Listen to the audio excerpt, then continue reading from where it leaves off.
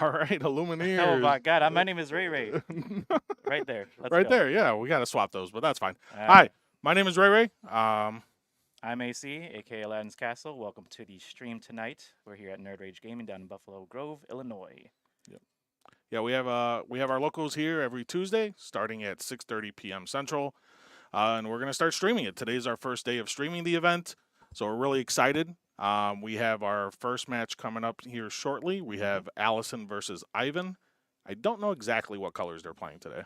Right, yeah, because I think Ivan plays a good amount of decks, and Allison's also trying to get back into the game, so she's trying out, looks like, Purple Steel. Yeah, looks like purple steel. If I was to guess, Ivan might be on either red purple or maybe even red blue. I don't know. He's like, to your point, been playing a lot of different things, so Right. not sure exactly what we have matchup wise yet. Exciting to see. Welcome everybody. If you guys are just joining, we have locals every Tuesday here at 6:30, and we have about 10 people today, maybe. Yeah, I think we have 8 people matched up today. Got it. Okay. Yeah, so we're gonna have, I think, just 3 rounds tonight. Normally we get a couple more players. We have a little bit lower showing today. We do have, I think, people taking a little bit break because of spring break and stuff for school. So Yeah.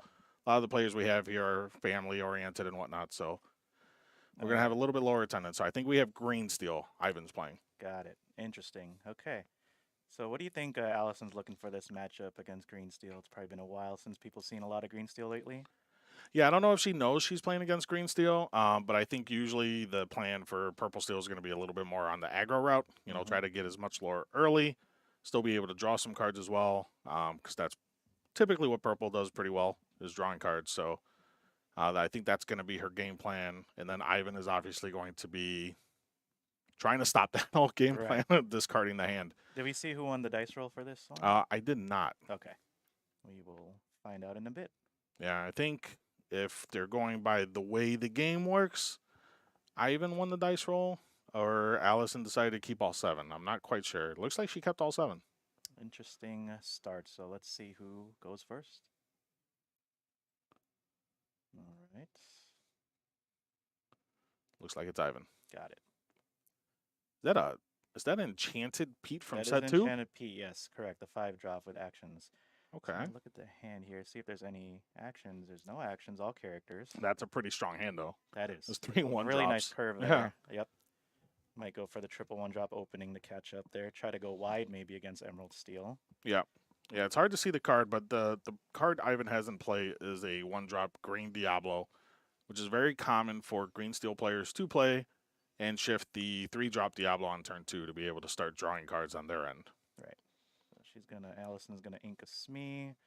Gonna start off with a 1-drop here, plenty to choose from with Chernobog's followers.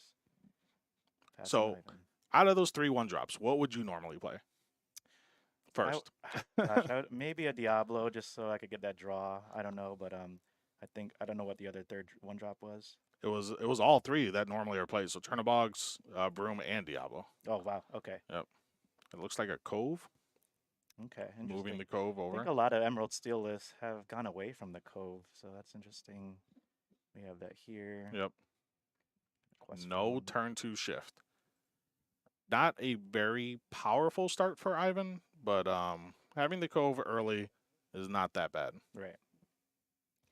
Ink the goat over here. Yeah, Allison hasn't revealed the second color yet either. That's right. She's going to quest. She's going to banish it. Maybe she's scared that he's going to start discarding her hand soon. Maybe playing the Prince John play. Yep. Get some options here. Yeah, I think Ivan has double Ursula, looks like. Right.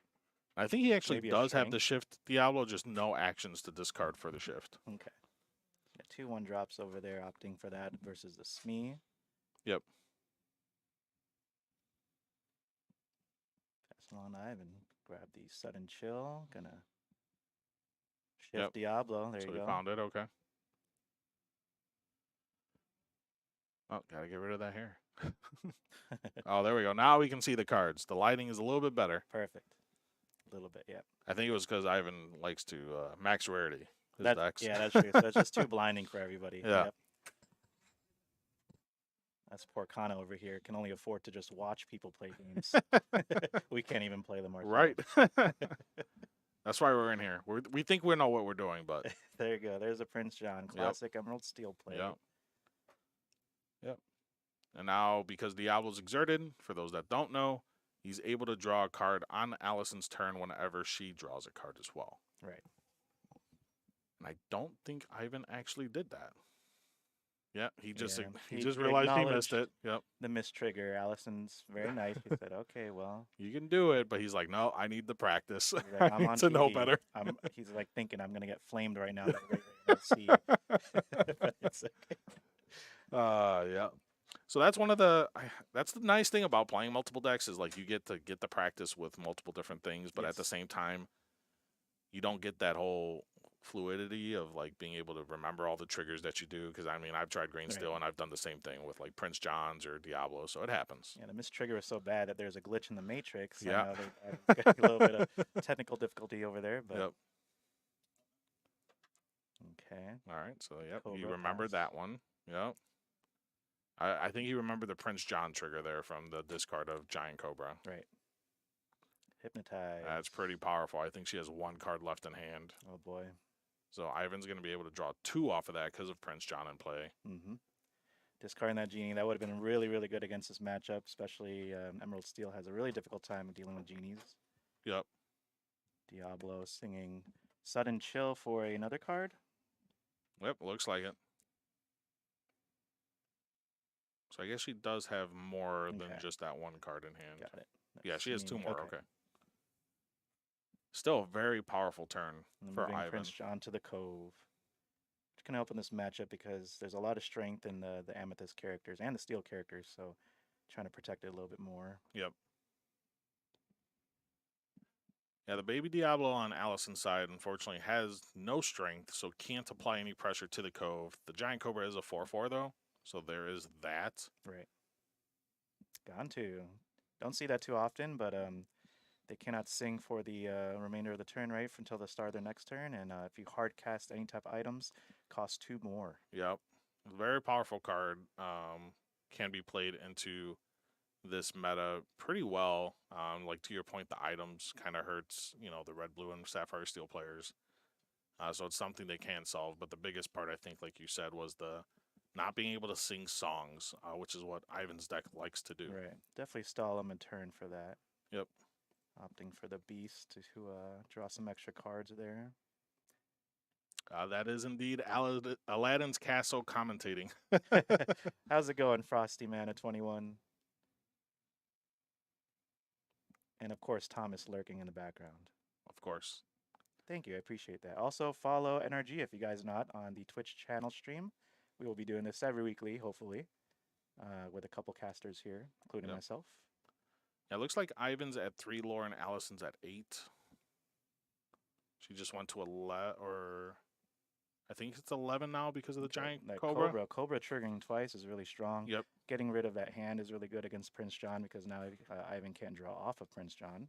Yep. Real quick, we're going to go to the next match so I can figure out the... Sure. Yeah, so we're going to swap over to the backup match right now while we figure out why Ivan is in the Matrix.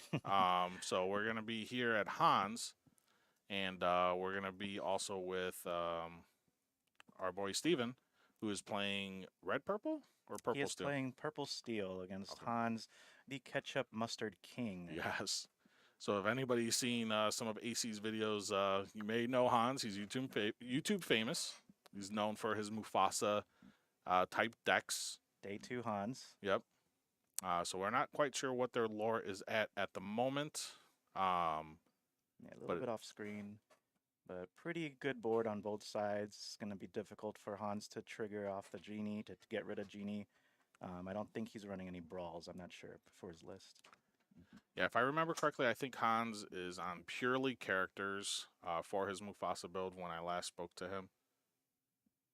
So yeah, that's a little bit clear. Oh, it looks like Steven's a little bit up ahead on that. Wow, okay. Is that 14 I see? I think that's 14, which makes sense, especially since we got 2 genies on his side.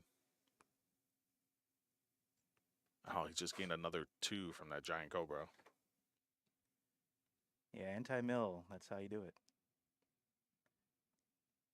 That Cobra providing some value there.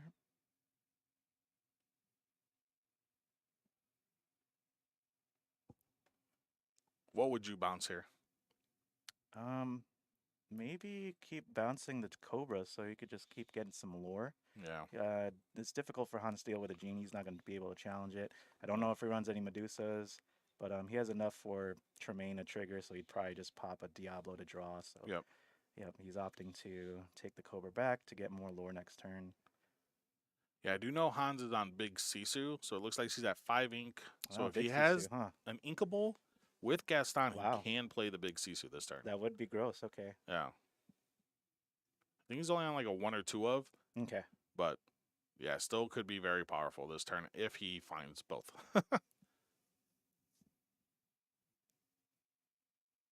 Both pretty crazy boards. He's bringing back the Stitch Rockstar, which is really awesome to see. You get a lot of value out of the daisies. Yep. Yeah, I asked him why he was playing that card, and he told me because he effectively has like 22 1 or 2 drops, I think. Wow. Okay. So the chance of Rockstar actually doing something. And let's see. Can't deal with the board right there because he's just going to be questing for 6 with the Cobra out. That is game 1 going to Steven there. Do not know who was on the play at that time, but we are doing best of 3 here at the Energy series every week. Love it. Yes. Can they see our faces on here or No. not? Good. We see what we see. Okay. What they see. Great. I didn't put my makeup on today. Yeah, neither did I. We don't need it. I shave too, and I don't like the shaved baby face look. Gotcha. All right. So they're shuffling up. So yeah, so Hans's deck, yellow, red, Mufasa. Pretty much since I think Mufasa came out set 2, was it? Yes. Or set 3? Set 2? I think set 2. Set 2, yeah. So ever since that card's been out, pretty much Hans has been on that type of deck list. Right. He did it at DLC Chicago, so he was able to make day 2 there. Yep. And there's been different iterations for Mufasa. Several people topped with it. I know Lore Gains also made a day 2 as well too with that deck. Yep. And it's always just been in the back burner just for a backup deck for kind of just a surprise factor. Exactly. And I know it's typically an all character deck, or if not, very minimal, actions, locations, or anything along those lines, because you are playing Mufasa, so you want to have a higher percentage of flipping a card that is very powerful, right, if able. I mean, obviously you can potentially flip a daisy, but those daisies can still put in work depending on the deck you're playing against. So that is right. That is right. Ed in the chat, is that world famous Hans day 2? It is. Ketchup Mr. King, day 2 Hans, running his signature Mufasa deck. Not too many people playing it around, but it's really, really spicy. Yep. And then Steven, again, is playing Purple Steel, which we saw in the other match as well. Kind of seeing a rise in being played in the meta. Again, typically the goal is to play a lot of 1-drops early, gain a lot of, early lore, and then that's when you start playing Genies and Cobras to accelerate that advantage, and then also Goats, which we all know is a very good way to win the game also. Yeah, I believe it is the 3rd most popular deck out of the last couple weekends of big events going on. Obviously, we have Ruby Sapphire, Ruby Sapphire Steel, and then we have Amethyst Steel, I think, being the top big 3 right now at the moment. But there are a lot of colors that are catching up, so we'll see what happens throughout the next couple weeks here at the meta. Yep. So it looks like Steven put back 4 cards. I think Hans put back 3, if I recall. And we have Hans should be starting first. Yep, and I think I saw Daisy. We'll see. Mulan into a Daisy, very strong play. Really hard for purple and steel decks to deal with that early on. Actually, most decks in general. Yeah, and it's interesting too because Daisy is one of those cards that can be very powerful against certain decks, and then also can help certain decks like draw cards. Right. So I think in this matchup, Daisy might be a little bit on the edge of more helping out your opponent. Sure. Because I think they're more character heavy than most decks. Yeah, especially when Steven is running Giant Cobra, you're just kind of feeding Cobra to get more cards in the hand. Yeah. But essentially, you still want to be very aggressive when you're on the play, especially in the Mufasa deck. Absolutely. Turn 2, Stitch. Love to see it. Shout out to Stitch. New movie's coming out, by the way. I don't know when, but I will definitely see that live action. It might That's be the live better than action Snow one, right? White. Yeah. Yeah. Yeah. I saw some things about that Snow White. Yeah, Dragon Ball is officially better rating than Snow White, so That's what I saw. that is just wild. Yeah. So Steven is going to quest, banish, and draw Chernobog's Yeah. followers. Is that Queen's Castle? That is a Queen's Castle, I believe. Okay. Yeah. You think he's gonna play that dock and discard his hand to draw two? I think so. I think that's a pro play. I think it is Definitely too. throw off Hans Big brain. so that Daisy could give him more cards. It's just natural. Oh, he opted for the Calhoun. I guess that's a Yeah. little. That's not I guess it makes sense. That's fair. All right, back to Hans here. He's going to ink the Mulan. Play the Gaston. He's going to get ready for the later turns where he could probably drop some big bodies, maybe Tremaine or Medusa. Yep, as expected, flipped another character. Did not quest with the Stitch. I wonder if he has the Rockstar Shift in play. I guess the Calhoun can also challenge and just gain free lore off of that Not Stitch. sure if Steven runs Crab. It would be a nice play here. Yeah. Calhoun the Daisy with Crab, but see what he plays. I'm going to probably ink in the castle if he's on the draw.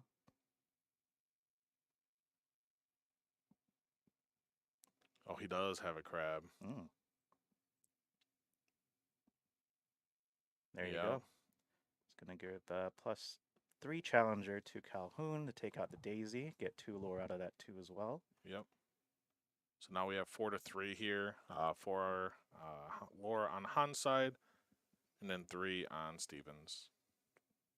Yeah, great play there because Calhoun also has that resist, so there's nothing back from that Daisy. Okay, so I just saw Hans draw a Raya. Now, Raya with Gaston can be very powerful. So I wonder if he can do anything with that. Yeah, is it when you ink you ready a character? Is that what it is? Yep, you ready another character. Yep. He's paying 5 essentially.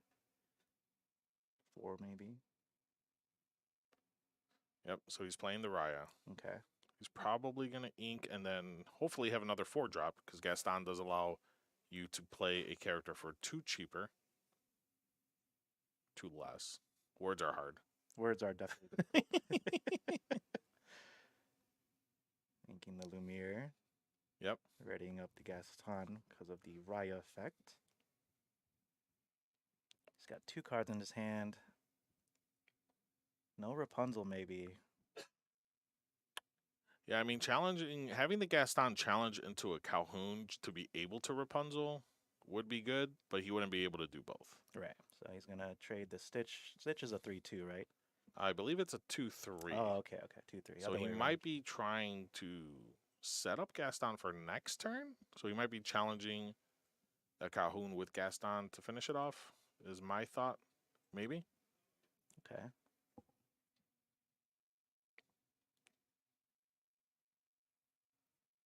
I'm curious. Here he's going to be playing a Gothel. Oh, maybe he does have Rapunzel hand. Yep. We'll see. Okay, back to Steven over here. He's got plenty of options over there with a very healthy hand. Genie's been very helpful for him last game. He might be trying that route, especially if Hans isn't turning cards sideways. He'll have to answer that Genie. Yeah, I don't think Hans really has a way to solve evasive characters very well. Yeah, and that color combination a little tricky. Yeah, I think his only answer for that is really Big Sisu. Mm-hmm. So if Steven knew how successful Genie was last game, he very well could be on that plan. Inking the Benja here, definitely not helpful in this matchup. Yep. Oh, he's going to go wide here. Okay. Double Smee makes sense too. Yeah, I like that play too. Now, questing with Calhoun here could be good or bad. Having Gothel with the 3 damage being played makes you think that he definitely does have a Rapunzel in hand. So if he was to quest with the Calhoun, he would heal the 3 and then be able to banish the Calhoun with the Gothel. Sure. So I think that's why he opted not to quest with the Calhoun there. The only thing here, okay, we have Rapunzel healing with the Gothel. Yeah, can you remove the Matrix for us? Thank you. Is Ivan still stuck in the Matrix? I think so. Glitch? A lot of us are, man. A lot of us are. This just got woke. All right, so, yep. Played the Rapunzel, drew the 3, inked a Mulan to ready the Gaston again. Gaston's putting a lot of work. Yeah, might put him back into the game here because he's got the healthy hand now, too. He's going to be paying, let's see, he's going to be going wide here, too, as well. Lumiere with the extra +1 strength to all characters, all other characters? All other characters, yep. Yeah, so now everything on his side has 1 extra strength. Choosing to take care of the crab. Mm-hmm. He has another Rapunzel, that'd be crazy. Yep. I think he's assessing if the Raya is worth questing with or not. It's gonna get some lore here. And do you know if Raya allows you to quest after you ready something? I don't believe you're allowed to. I don't believe so either. We should fix that. You want to be more broken. Yeah. We should definitely Yeah, do an get rid errata of on that Sapphire card. Coils, and yeah, that's fine. Yep, that's how we fix it. Yeah, the Mufasa deck is, if anybody could build Ketchup Mustard, it's definitely Hans. He's gone through so many iterations of it, so he's definitely trying the Rockstar Stitch version of this. Yep. For this time around. You kind of see, kind of flip the board around, definitely. Especially with that Rapunzel draw 3, now he's able to swarm the board now. He's got a couple cards in hand. Yeah, and if I remember correctly, most Purple Steel lists don't really run too much removal, right? Like maybe strength? Right, maybe some strength, some Zeus, but definitely not enough for a wide board removal, which is always a weakness of Purple Steel. They have the new 6-drop action that could exert everybody, and when you banish a character in a challenge, you gain 2 lore. He might be running that. I know he likes that card, but not too much other removal outside of challenging. Sure.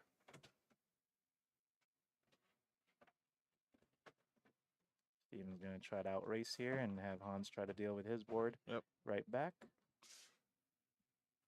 Passing it back to Hans, playing the Genie.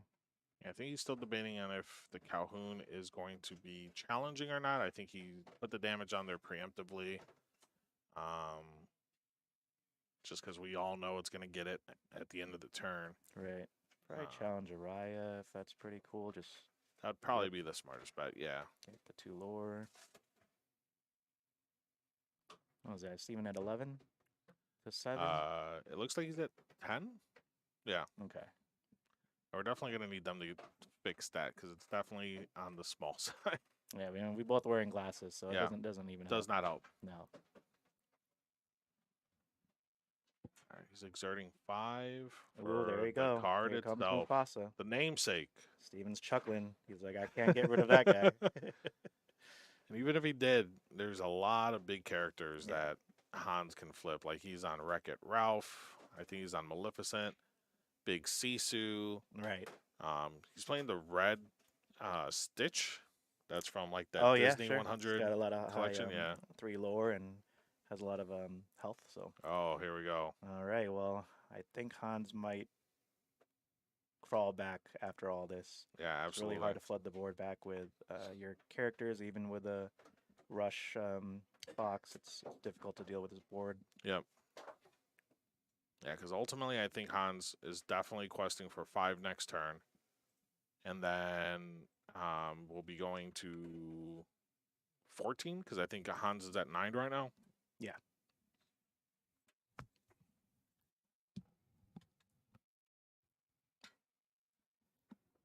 Yeah, it looks like Steven has a lot of options here. He can potentially challenge the Gaston with Genie. Right. Play Fox, banish. Oh, it doesn't even banish the Rapunzel. It doesn't. So you'd probably have to still slowly build a board after all that. Is that a Zeus in his hand? Maybe. Looks like I think so. The second card to the left. So he might be able to Zeus the Rapunzel, play Fox to then banish the Gaston. It's it puts you behind, so he might just have to go with the aggro route and try to outrace Hans here. I don't know. It's a tough spot to be in. It is. It is. But maybe, yep, he's going to go for that. Get some damage on the Genie. Maybe bounce back with Fox. Yeah. And for those that might be wondering why the Genie has 3 damage, Hans does have a Lumiere on the board. So that's why the Gaston did 3 damage to the Genie as opposed to just 2. Right. A little tough. Maybe I would have sung Zeus to get rid of Rapunzel and then bounced Fox to get rid of Gaston. Yeah. But it's tough. Looks like he... Yeah, either way, the Gaston had to be solved. That was a big engine of Hans's, acceleration. Right. To be able to play all these bigger characters or even just characters in general going wide. So Goat coming down. That could definitely answer the Daisy.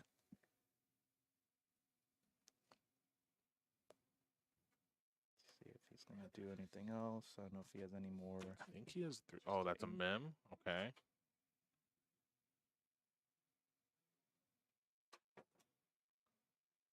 I think he has double Zeus, Snake, Fox, and another goat. Okay.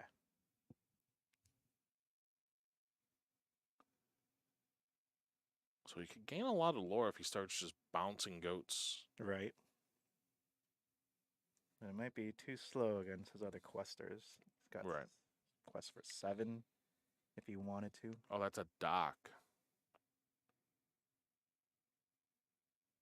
Yeah, it's a dock and a Zeus. Yeah, just dock your hand like you said earlier. Yeah, right. The pro plays. Drop your hand. Easy.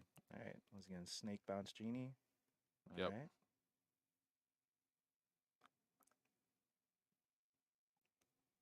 It's one of the best things, I guess, with the hand that he has. It's kind of difficult to answer everything. Yeah. Especially with Amber having such high health. Yeah. Daisy at 4, Rapunzel at 5.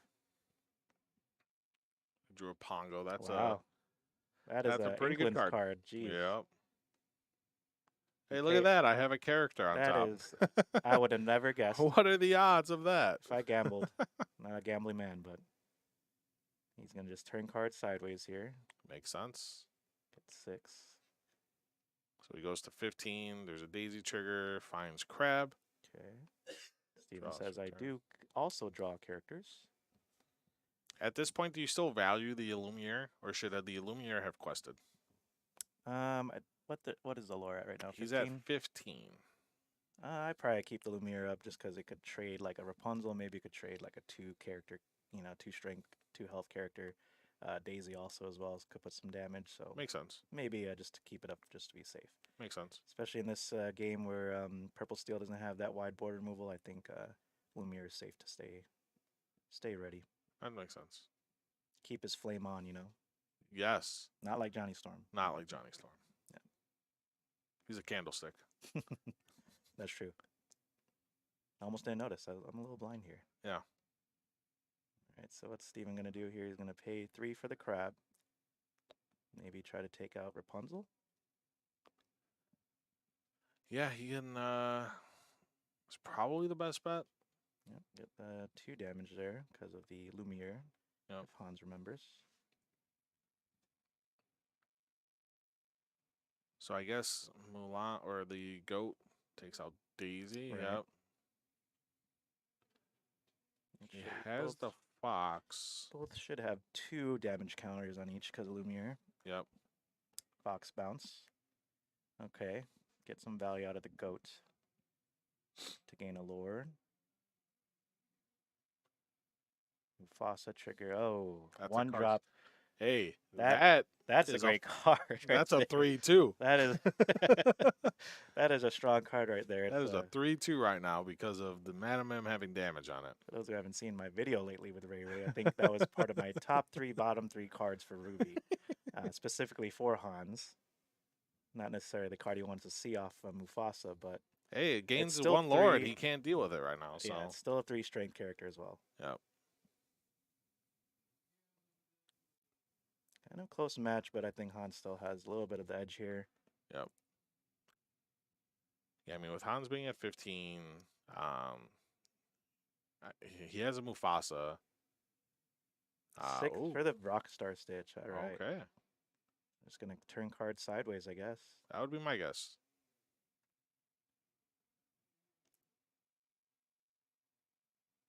Yeah, that's a good point. If he did not draw off the Pongo, the Mufasa would have Mufasa'd itself. And that's one of the. Remember playing Hans a couple sets ago, and he did that. He did Mufasa into a 9-drop Maleficent, and it was sad for me. That happens. All right. See if Steven's running that card, that uninkable one. Yeah, because it's a 6-drop, I think. Yeah. Exerts all characters, and then whenever he banishes Gain it. 2 lore, but might Yep. not be enough. But I mean, Guard Soldiers being a 4/2, actually, is it a 2 toughness, right? Yeah. Yeah. A 4/2 because of Lumiere could be kind of. Yeah. Hans got 2 4/2s that Steven's staring down. So anything he plays is pretty much going to get banished by it. And then he has to solve the Rockstar Stitch to not lose this game, which don't he think does the two have answers. Zeus. Maybe Zeus, right? He does have Zeus, so he's not completely out. Right. But it's not looking good for Senor Navidad. Correct. He is not celebrating Christmas right now. Nope. That is his last name, by the way, guys. It's not a holiday. It's actually his real last name. But he does play green-red Christmas decks, so Yeah. it's also pretty fun. All right, so we're going to take out the soldiers, trade with the snake. Makes sense. This is Streamception right now. I saw Izzy commenting, but she's playing out there right now, too. Oh, what? Oh, is she? No, she's not. I don't think they're here. That's right. That was Yeah. yesterday. That was. Zeus in the Stitch. There you go. Hard casting that. So I also think last turn, or not last turn, but earlier this turn, if Steven had challenged the Madam Mim to the,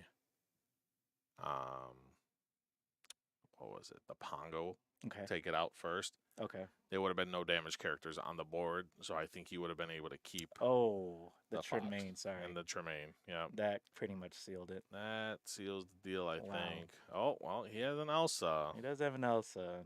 Will be enough. Well, I think does he still have the Fox? I don't think so. He used the last turn or inked it. If he had enough ink for Elsa and Fox, he would have technically been able to Yeah, take care of this board. that was a wild Tremaine.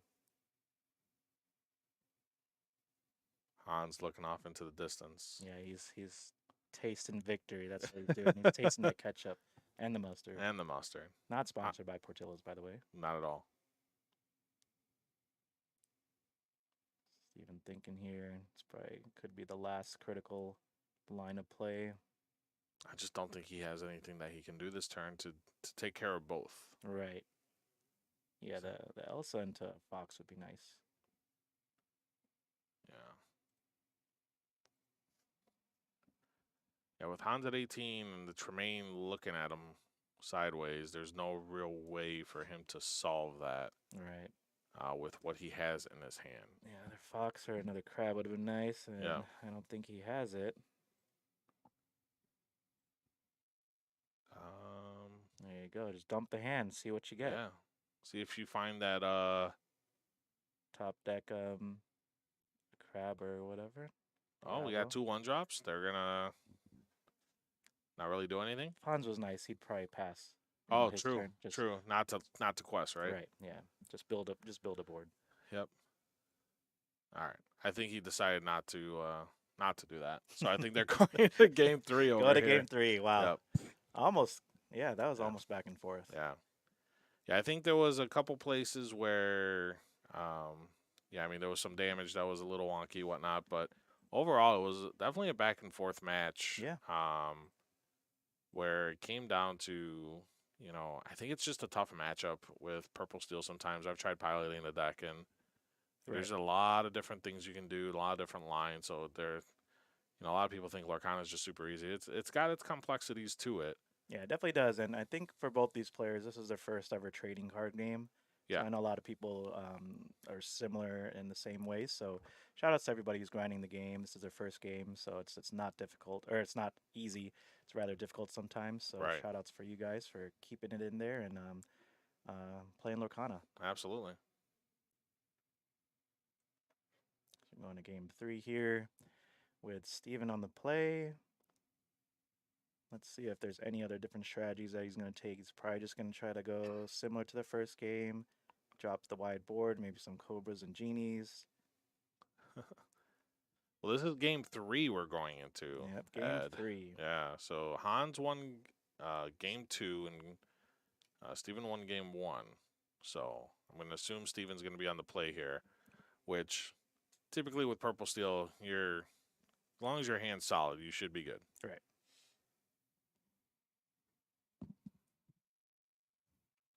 Okay. Opens up some early game stuff. A lot of late game for Steven there. Hans over here in the meantime, keeping pretty good hand unless he's putting back 4.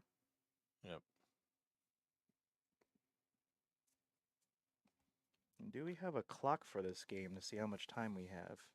Don't know if we have that on there. 7 minutes. Yeah, we have 7 minutes left in round. Yep, now he knows he plays Tremaine. Yep. Now he can play around it. Yep. Make sure that he has multiple characters There's on board. your Which open deck list right there.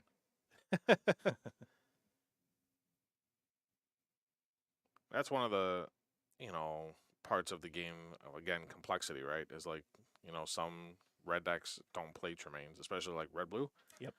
So you don't play around it. And then you see it in game 1. You're like, okay, so Now you got to drop a couple characters, Yep. play around a little bit. So Yep. that's true. I think even red purple was off of it for a little bit, and we're playing Medusas instead. Mm-hmm. Yep. So I mean, you obviously have your stock list for certain things, but that's the nice thing about Lorcana. You can definitely make different variations of it and kind of build it more towards your type of play, Right. to help you, get that upper edge. Steven's thinking of inking the Cobra, which kind of makes sense because you don't start off with a big hand size in the beginning, especially when you're starting first. So it really works well if you're able to get some card advantage out of that. And it does look like Steve has 2 genies, so that's probably the route he's going for. Right. Steven? Steven's always the best dressed Lorcana player. Well, he comes straight from work, so yeah, actually, yeah, He's looking pretty snazzy. pretty fashionable guy. Yep. Snake bounce. Oh, 11 minutes? Got it. Okay. 11 minutes. They don't need those extra 4 minutes. They're both aggro-y players. They'll be fine. Yeah, he's going to play Gaston and, just drop a 9-drop. Yep. Eventually. All right. Got the Gothel. Question with the card soldiers there. At 3/2 card soldiers. It'll be an interesting tech is the 2-drop Pinocchio that exerts a character. That could get rid of certain small annoying characters like the Gothel so she doesn't get triggered, or even Oswald. Oswald's a great character card, that Ray. So it's in the meta. I think it'd be an interesting tech for purple. Oh man, Oswald. Yeah, it's one of those cards that either does nothing or does something. Uh-oh. Steven's learning how to read the card just like me. That happened to me the first time I saw that card. Yeah, when I was reviewing it, Yeah. even got that wrong. I was like, oh, that's a better card than I thought. Yeah. It looks like Hans is letting him take some backsies. Yeah, we're at locals here, so nothing too crazy. Yeah. Well, Christmas. Steve's like, that's fine. I want it off the board. Less characters for you, more characters for me. Mm-hmm. I'll call that a win. All right.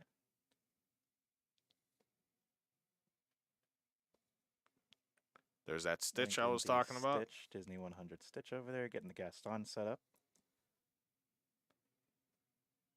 Yeah, solving that Gaston early is going to be what is probably going to help Steve stay in this game.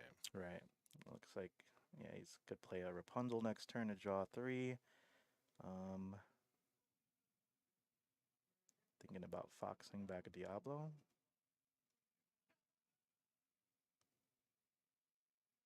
Thinking the Diablo to get ahead of the Link. Okay. Mm-hmm. I think he wanted, hopefully, to draw maybe a different Inkable, because having double Fox can be very powerful. Right. Like, always bouncing them back to be able to challenge things. There's So that now Rapunzel. play- Nice. Pay 4 to draw 3. I hear drawing 3 cards is pretty Drawing good. 3 is really strong. Gonna take out the Smee with Gothel. And playing it safe, not exerting Gaston for the effect. Makes sense. He had no need to. If he had the Raya or if he was playing a big character, you get the payoff. But just exerting the 4, like you said, helps protect it. I wonder now if Hans is getting ready for Steven to play the Genie so that he could Gaston maybe a Tremaine. Maybe he's thinking ahead that Fox is going to trade with Gothel, and then he'll be down to 1 character. Yep. I see he drew the 1-drop Maleficent. So he might be opting the ink to play it to be like, all right, I just have to outrace this guy. Yeah, there you go. Yep. Getting that free, well, not free trade, but getting that As good as he could get. that potential extra 3 draw off the board.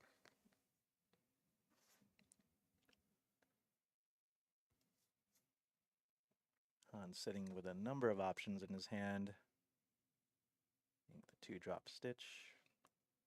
So he has 7 ink at his disposal potentially with Gaston. 6 for a Tremaine. Yep, there you go. Yep. Good thing he played that 1-drop Maleficent. Yep.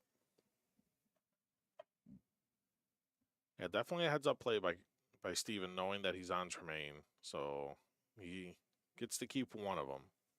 I think he wished both stayed alive, but Yeah, maybe Hans has another one. Who knows? Maybe he runs 5 in the deck. that might be the that's the whole secret thing. sauce, the Mhm. secret tech. Secret sauce. We're going to stop there. Sure. This is a PG-13 channel, by Correct. the way. Moving along to Steven's turn over here. He is thinking about playing another Genie, perhaps, because it's really difficult for Hans to deal with that.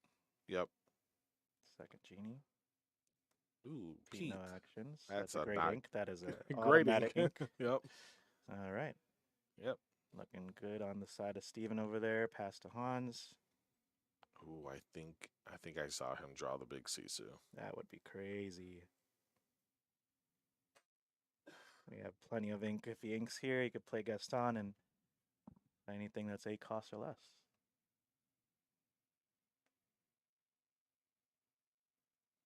When was the last time, besides here, at our locals at Nerd Rage, have you seen Mufasa being played? Yellow red version. Definitely not yellow red. I actually, the first set champs, I won my Stitch with Amber Steel Mufasa. Okay. But it's been a while since anybody really in the area, maybe Justin, I think, or Justine was also playing Amber Steel Mufasa. But it's been a while since I've seen Amber Ruby Mufasa at all. Right. Just hasn't had enough of the support the last couple sets, so it's just feels bad. But Hans is over here trying to make it work. Yeah. Yeah, they only get like 1 or 2 cards that like can maybe work, and then you test it, and then it just. Oh, this that's is a blast from the past. Pirate Peter Pan. I almost forgot what it is. What set was that? Was that like set 4? I think it's 4 or 5. Is that a 6 cost as well? It is a 6 cost. We're gonna pull up the stats here on our that- phone so we can kinda verify wild. what it is. So it is a 6 cost, 4/5, quest for 2, shift for 4. It has evasive, so it's definitely going to deal with that Genie.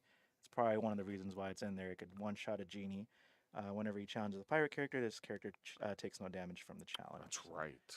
That is great against the Emerald Steel Pirates that is kind of trending a little bit for the spice. Yep. But now he's putting Steven on a difficult decision because Peter Pan could just take out the Genie. Yep.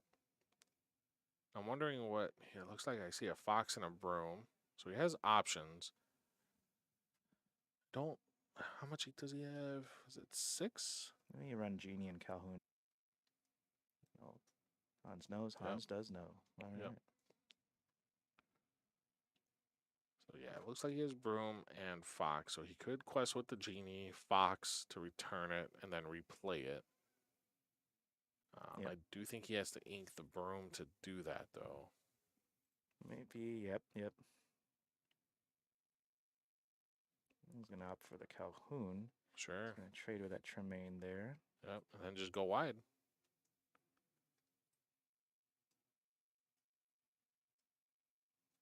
Okay. Getting rid of some of the board on that side, not bad. Yep.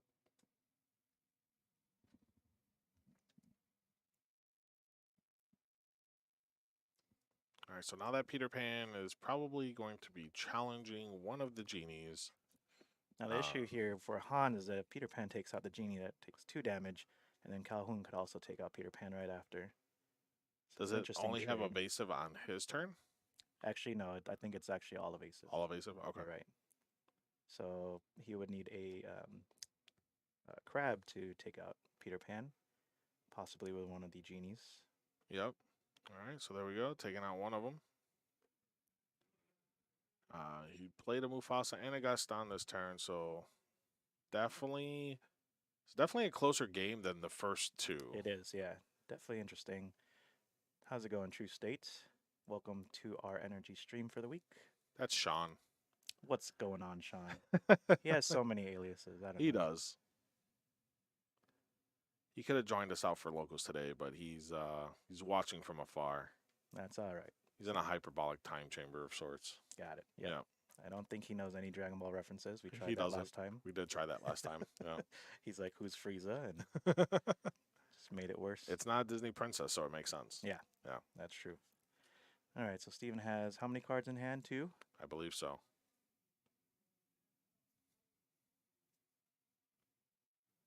Oh, playing another genie. Get that draw. Pretty good. We are located in Buffalo Grove. We have our locos here every Tuesday at 6:30 p.m. And we plan to live stream our games moving forward. There may be times where we might not be able to, but those would be announced ahead of time. But yeah, we're in Buffalo Grove, Illinois. So yeah, feel free to come out. I think I can't remember your name, but I know that tag. That's familiar. We've played before. I think at another store. So the broom just questing here, and then I don't know what the card is. Okay. I'm going to take it out with Calhoun, maybe. Makes sense.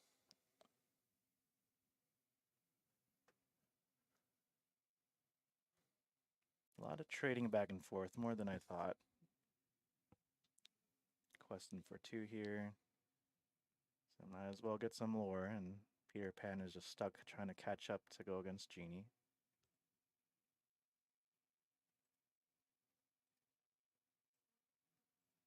All right, so now we have Hans with a way to banish the genie. Yep, can banish there. Did he draw for a turn? Stitch Rockstar. Holy cow! That's a good. Great That's hit a off good Mufasa. Mufasa flip. Jeez, it's gonna do big Sisu here. Oh, Rapunzel. Okay. That's pretty good. Wow. Get some free card draw.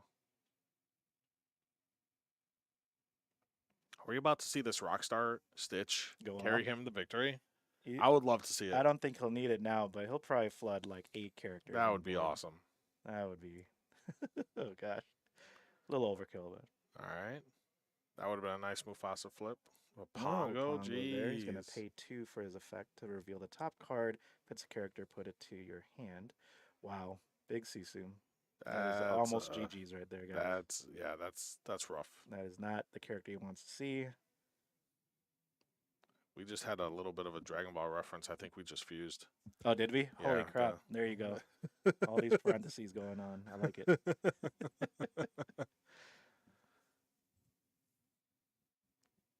This is tough.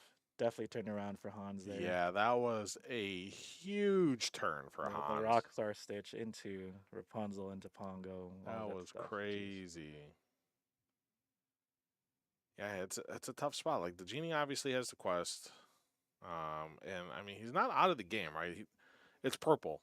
Yeah. It's so you have goats, you have cobras, so like he has so many ways to just gain lore the turn that he plays stuff. So right, it's not over, but it's definitely looking a lot more favorable for Hans at the moment. Yeah, Hans can't win next turn, but he can definitely win the next turn. He's going to exert Pongo That's over a pretty here. good, yeah.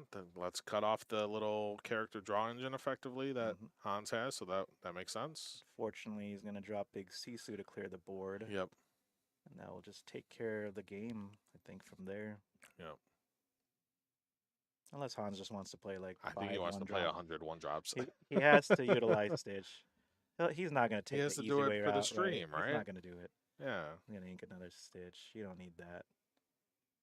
Oh, man. He's going to go for the big Sisu.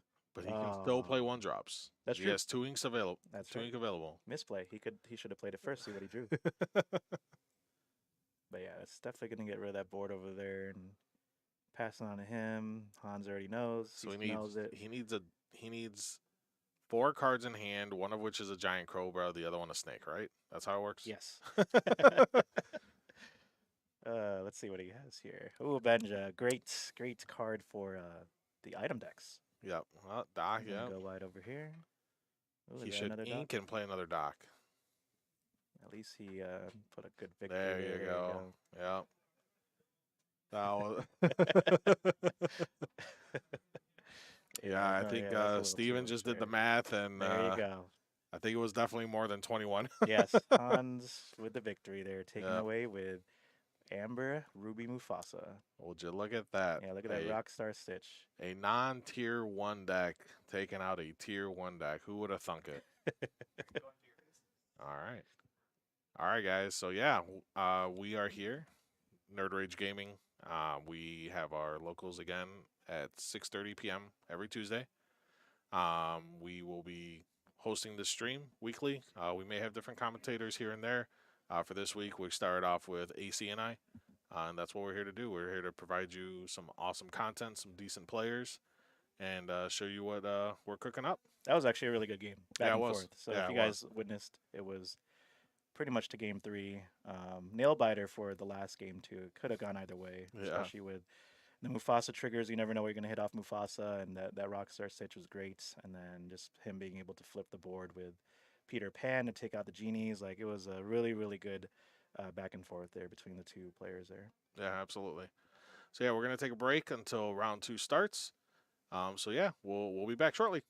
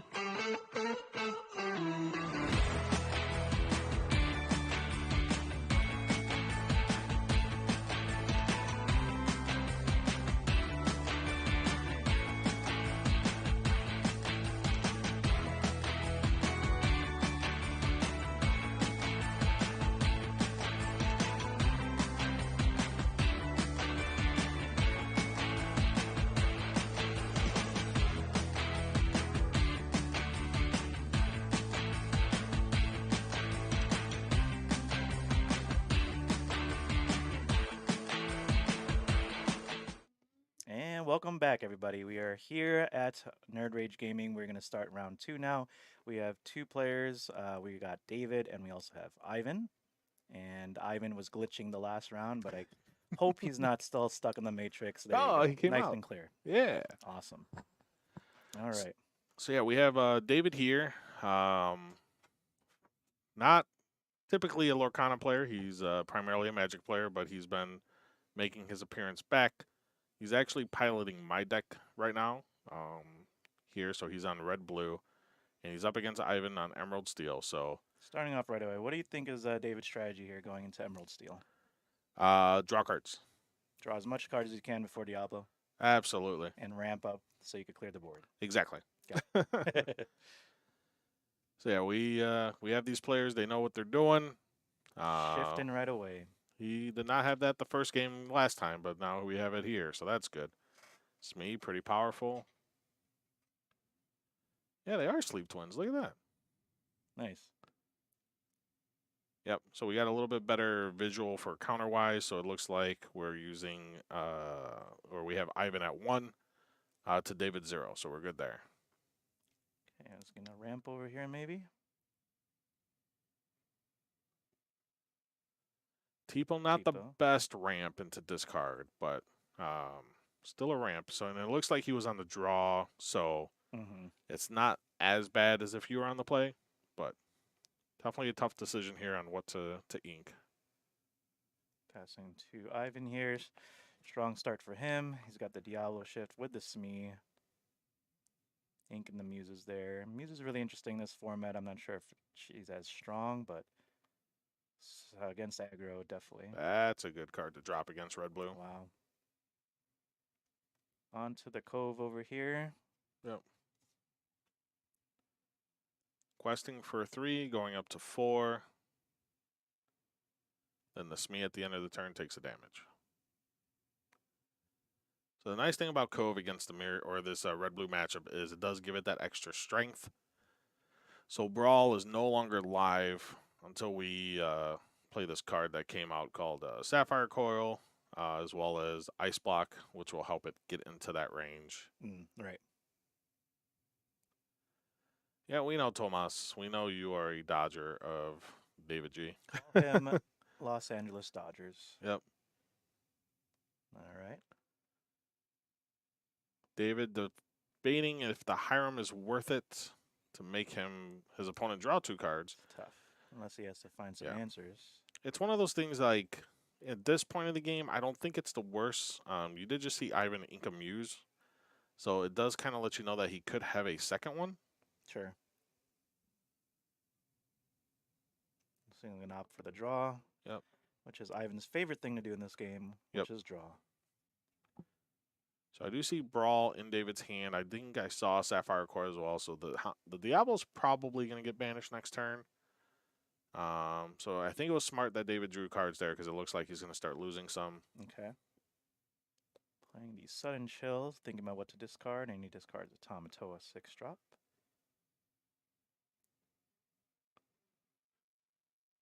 Questing for 2 or singing. Ooh, Oh, another wow. sudden chill. Trying to get that hand size low, which is also a struggle for blue-red. Yep. Inking that Pete. Moving to the Cove. Everybody's hanging out at the Cove today. Everyone is hanging out there. You run you run Maui's in this list, right? No. Okay. That card's bad. It's bad? It's All not bad. I think he Cool. realized he sequenced incorrectly there, and Ivan allowed it to get punished. happen. Right. So there's that. So now he has to decide how valuable that Sapphire Coil is if he wants to quest with Hiram and also draw a card off that or draw 2 cards. David's in a tough spot because he only has 2 cards in hand. So Right. He's going to have to start drawing some cards off Popsicle, if he could find that. Yep, opting to draw 2. Drew a baby Sisu. Yep. Getting some trades. Yeah, not a trade because of the Cove. so it still lives one more turn, but I don't think Green Steel really has ways to remove damage. But there is an option maybe to bounce it back, but I don't think. Yeah, you would need like Muse for that, right? Right. Bounce So, back your own characters as well. yeah. So But they might just be taking out Hiram here, which makes sense.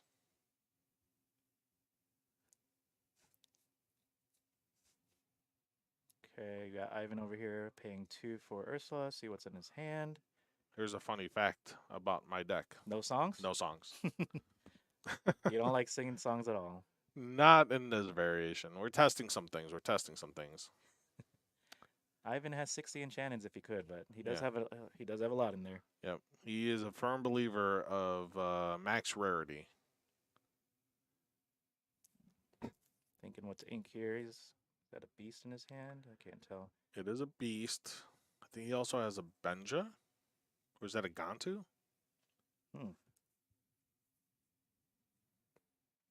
Paying the 3. For a Pete, no actions. Yes. No B prep. Correct. Not needed. Okay. I think we're going to probably see a Medusa getting played here. David's kind of playing mono red right now. Okay.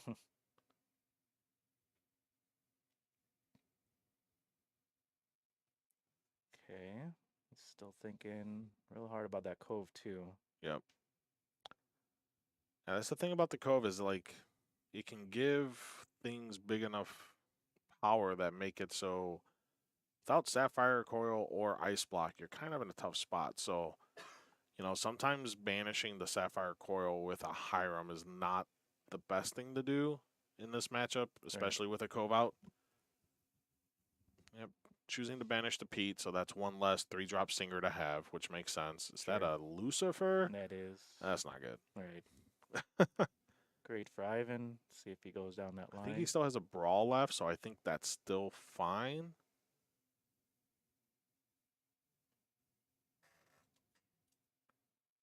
Ivan can still ink for turn, play Beast if he wants, and move it to the Cove. Or he can play a couple more characters and move multiple characters to the Cove. So it looks like he's opting for Lucifer. He's got a Brawl in hand. Yep. Yep.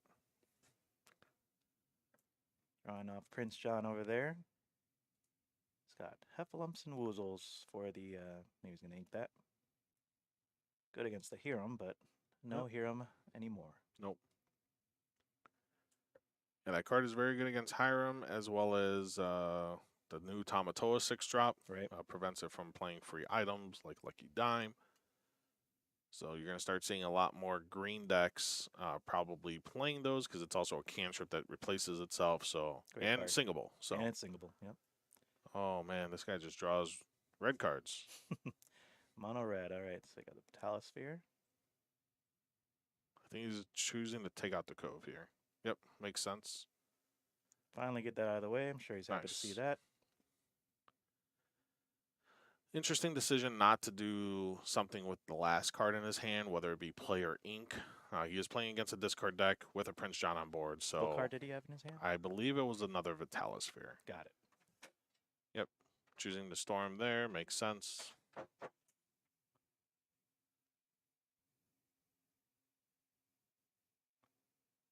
Another Ursula. Yeah, he could have played or inked that Vitalisphere. Beast, maybe. Yep. Yeah, he knows his beast is safe from the songs. Safe against the songs. Yep. With the strength, getting rid of the board. Ivan really controlling the game right now. Lucky Dime.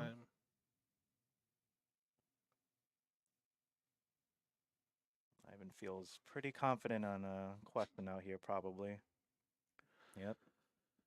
Yeah, Medusa's starting to see some play again. Especially in the Sapphire Coil build, I think she's very, very good. Yep. Uh-oh. Looks a little rough for David right now. Yep. That Be Prepared looking real nice for those who play that card. Yeah, this would be a good spot for a B prep if he had it. And it was a big Sisu, yikes. Okay. That would have helped, but unfortunately, Strong start from Ivan, though, especially getting the Diablo shift turn 1 with the Smee and putting in the Cove. Very hard for Red Blue to get that out in the early games. Yep. Yeah, it's one of those things that, again, like Sapphire Coil is very powerful in this matchup because of Cove, especially when you see it on the board. Mm-hmm. But yeah, if you are an Emerald Steel player or Emerald player in general with Diablo and Prince John, because I think there's a new Emerald Amethyst deck out there now with this card as well. There is, yep. Yeah, and I think they're running both the Diablo and Prince John, but having both of those on the board, very, very good. Yeah, that's an interesting deck. It's got Diablos for days. It could shift into the green Diablo and sings a lot and does a lot of damage and discards. So it's a very spicy deck. I think it was from a European event over the weekend. Yes. But I'm definitely glad to see other colors outside of blue getting some love. Yep. Still no amber. Yep. And I think that's one of the biggest takeaways too is like we all knew blue was gonna have decks. It's nothing surprising. They got a lot of love. Yeah. I should clarify Amber Steel's still in the meta, but yeah, it's still there. Amber cards, Yeah, we need more support. Yeah, Amber Steel definitely needs. Didn't get too much. Although I really want to figure out a way to make that 1-drop Mulan, the new Steel one, with the old school shift Mulan work. Oh yeah, the Amber Mulan. Yep, just haven't figured out the way. You pretty much just throw it in the trash. Uh-oh. I don't think it's good. I think David looked at his opening 7 and was like, he put back 7 rather quickly there. Yeah, he's like, I don't think this is going to go out that well. He does have Great Stone Dragon, which is actually a very good item in the discard matchup because it does allow you to continuously be able to ink during it. But yeah, I don't think David has anything to play until turn 3. Oh my god. Ivan. Yeah. Diablo looking that hand, not looking too good at all. It's looking pretty rough. He drew another Hiram. No turn 2 play at all either. Yep. So unless Ivan has a Cove again, he's probably not going to shift Diablo because he does have double Brawl in hand. He's going for it. Oh, he had 2 Coves in hand. Oh, man. He did not care. All right. Drew a big Sisu. Not going to be enough. What do you think about Ice Block in Ruby Sapphire right now as like a 2 of? Funny story. I have 2 in my deck. Oh, do you? Okay. Yep. You just can't find them. Yeah. So yeah, David saw the potential in the Great Stone, so opting to play it here, which makes sense because now any character he has in his hand can just playing a value dock. That card can sing songs. Thinking the Hiram with no Popsicle. Going for the other Hiram there. Okay. Yeah, it looked like Ivan didn't ink there, so it looks like he's got a full grip of uninkables as well. Wow, okay. Finally got an inkable. Yeah, Blue-Red is never over yet. They could still get to Sisu. And telling the Hiram it can't quest. Gotta love that. Sad boys. Okay. Yep. Oh, interesting. Probably would have played the Vitalisphere and then played a new Hiram. But we found a Sapphire Coil, so that's good. We can get rid of this Diablo now.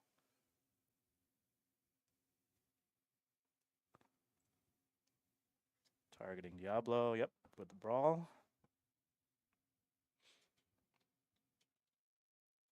Hopefully David will stabilize after all this. Yeah. I do see a big Sisu in hand, so as long as he doesn't lose his hand, it's definitely not out of it. See how greedy if Ivan gets to, play the Ursula. Ivan does have a Finum Flatinum, I think. No, that's a beast. He opted to quest with the Hiram to draw off the GSD. So it looks like, okay. Yeah, I mean, Ivan was definitely in the driving seat earlier in the game, but it doesn't look like he's getting too much gas here, so. Right. Making the sale, paying 6. No, not yet. I think he's debating. I think I saw Cusco. He might be debating on Atmosphere. playing Cusco on the Cove.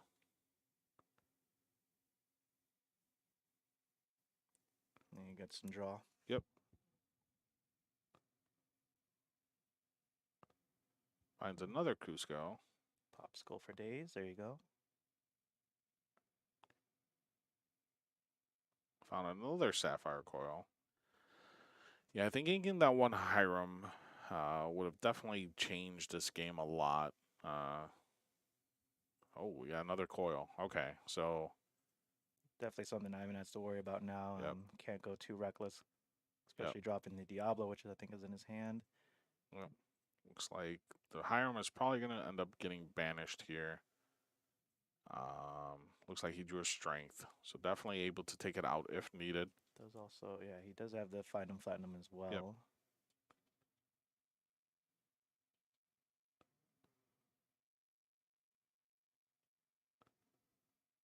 Oh, opting to play the actions. Pete. All right. No actions. Trying to defend that singing Ursula, I believe. Moving people to the Cove here.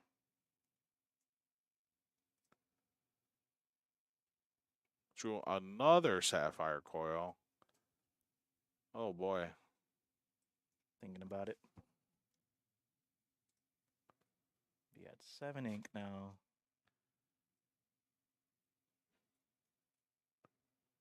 I think because he only has 7 ink, yeah, so he can't play Sisu.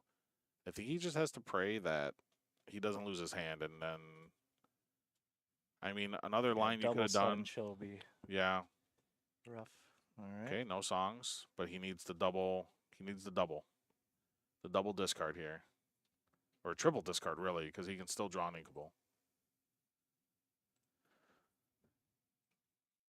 I do think you said we think Ivan has the final platinum, right? Yes. Okay.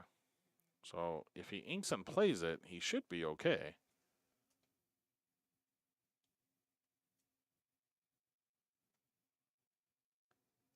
Everybody has a home today, right at the Cove. Wow. Oh, he passes. Oh, he's got another Sisu. Oh, that board's gone. Do the Ursula and Pete, I think, and then you got Big Sisu. Yep. Think he Boom. That's what should Red opted Blue for does. That Finum Platinum. Yeah. He must not have it because I think Ivan would have played it last turn. Maybe he inked it. Or maybe it looks like it, right? Unless that's a beast. Not quite sure. I'll find out if it's in the list. The Ursula there.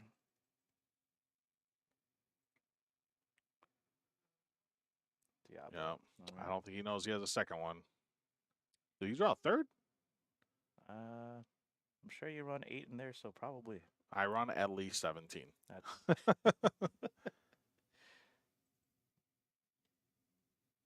No, it was a dime. David slowly catching up there, like we said Oh, earlier. there's the final platinum. I don't know if he had it the whole time, because if he did, he definitely should have played it. Yeah. He's just not caring so much. Yeah. Opting for a board state. Yep. I think David has dime.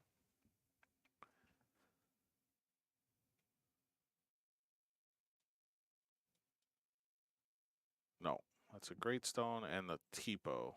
Okay, and a Cusco. Yep. Yep. Okay, Cuscoing the Cove there, questing for 6. Makes sense. Now they're at parity for lore. And yeah, now Ivan has to deal with 2 5/4s, while, you know, he just has a couple 1/2s or 2/2s. So, did David ink there? Don't believe so. Yeah. So choosing to keep cards again against discard. So there's 2 damage.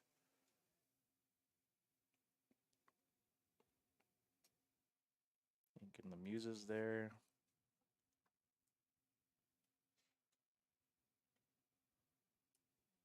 Yep. Strength, okay. Get rid of 1, and there's a Pete that could kind of steal a game potentially.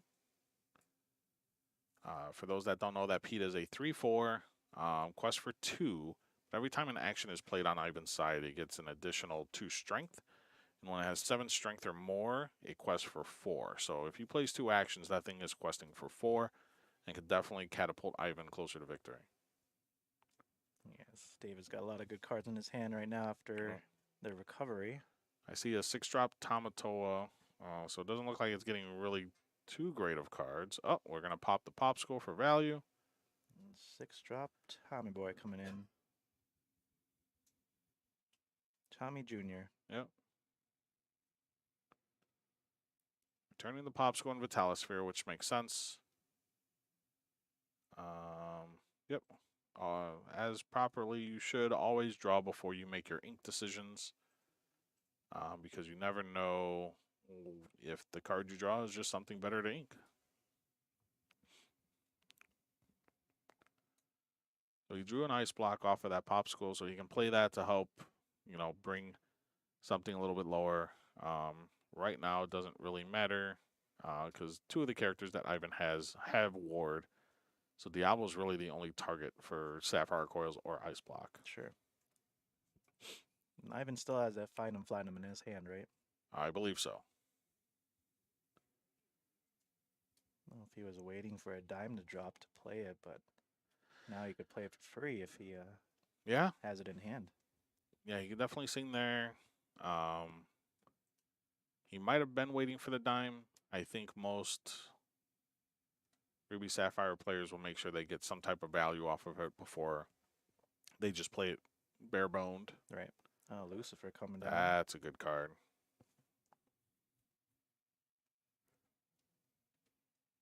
Drop in.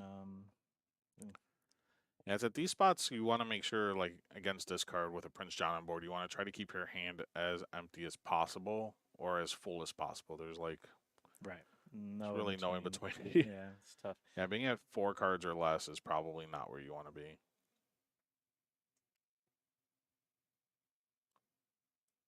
Thinking about questing or singing here with the Huffalumps.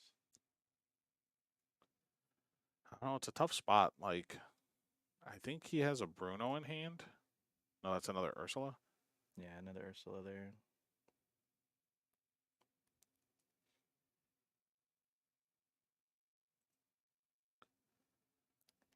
So I think if Ivan's able to control the board and clear out these things on David's side, these characters, he'll be able to come back from this game. Huffalumps. He has a decision. He can choose Tamatoa to not play an item for free, or he could choose the Sisu to not gain the 3 lore. Both are solid options. All right, but the potential of dropping a dime is detrimental. Yep. Choosing the Tamatoa there. That is indeed a The Great Stone Dragon. Tomas right there. He's only played 1 action this turn, so the Pitas only has +2 strength, so it's a 5/4 right now. So he has to play 1 more action if he wants to quest with the Pete to gain 4 lore, which is something Ivan's probably considering. Because he has to kind of just... He has to try to win this game fast. Oh, opting to take out the Sisu, which makes sense. I would have done the same. Get rid of that Sisu.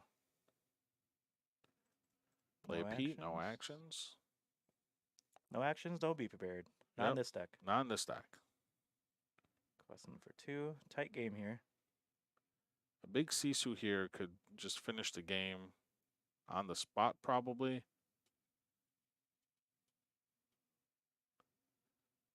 Can't see really what he drew there. Yeah. Cusco has an additional effect, which a lot of people forget, which if you pay for, which you can dump multiple times into it, give all of your other characters resist 1. Right. Ooh, so he has a Vitalisphere and a baby Sisu. So he probably inks the Vitalisphere to make the Lucifer small and then banish it. Yeah, it's possible. Or the Diablo for the extra lore. I mean, the extra draw. Yeah. Or he could play both. And no, that would be silly. Yeah, probably getting rid of the Diablo. He's questing for 5 next turn. Ivan, potentially.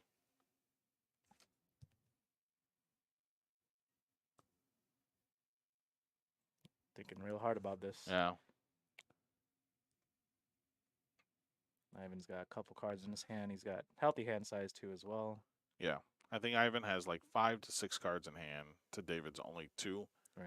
And the 2 he has are not necessarily the best. Yeah, it looks like he's got 5 cards. He does have Final Platinum, so he's had it this whole Prince game. Johns and Smeezes and Diablos. Yeah.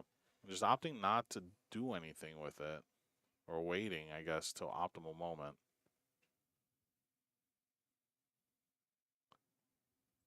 Choosing the Lucifer. I think he's trying to stall out his Slow down the lore game. lore game. Yep.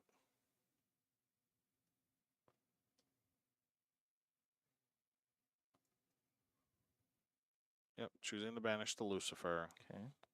Dumping 4 ink into the Cusco's effect, I would assume.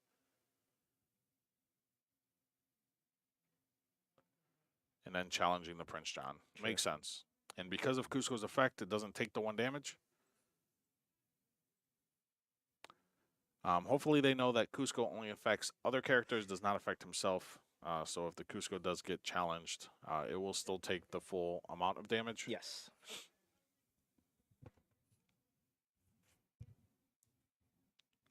All right, so he's got some options here. Yep. Now, that's the other awkward thing about playing against this card with an empty hand. Bruno is effectively a removal. A hard removal, which I think he has 1. Yeah, tough to tell between the enchanted versions of all the Emerald cards. They all look similar. Yep. A lot of them came from the same set, too. Right. See if he's going to go wide here. Yeah, I think you're at the point where you have to just hope that he doesn't have a big, or top decks a big Sisu here.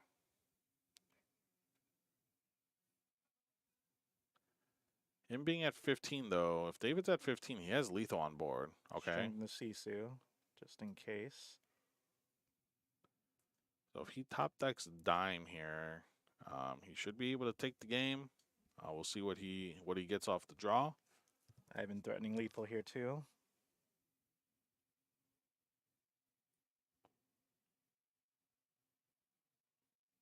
Two, 4, 5, 6, 7.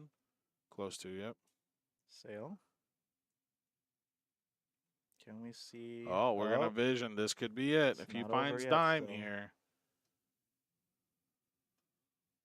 Don't think I saw it. He grabs another vision. Oh boy. Doesn't have to reveal it, but taunting him. 4. Oh, he found the dime. Wow. Wow. So, yep, Okay. quest with Tamatoa. Play the dime for free, activate Wow. it. Yep, that's the power of vision right there for you. Power of blue-red never fails. Right at the end. Yep. This one, David started off with no 1 or 2 drops. Yeah, this was a rough game for David to be on the play with. He had his first available anything was turn 3. Yeah, you really had to climb there, and the visions really helped at the very end. That's what is great about this deck, is that you could find your answer Yep. right at the very end. So, Yep. Dave definitely excited for that. Yeah. Very relieved.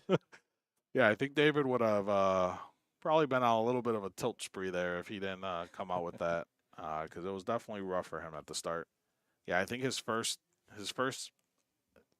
gameplay or his play was turn 3 Greatstone Dragon, which then Yeah. turn 4 Hiram banished to draw 2.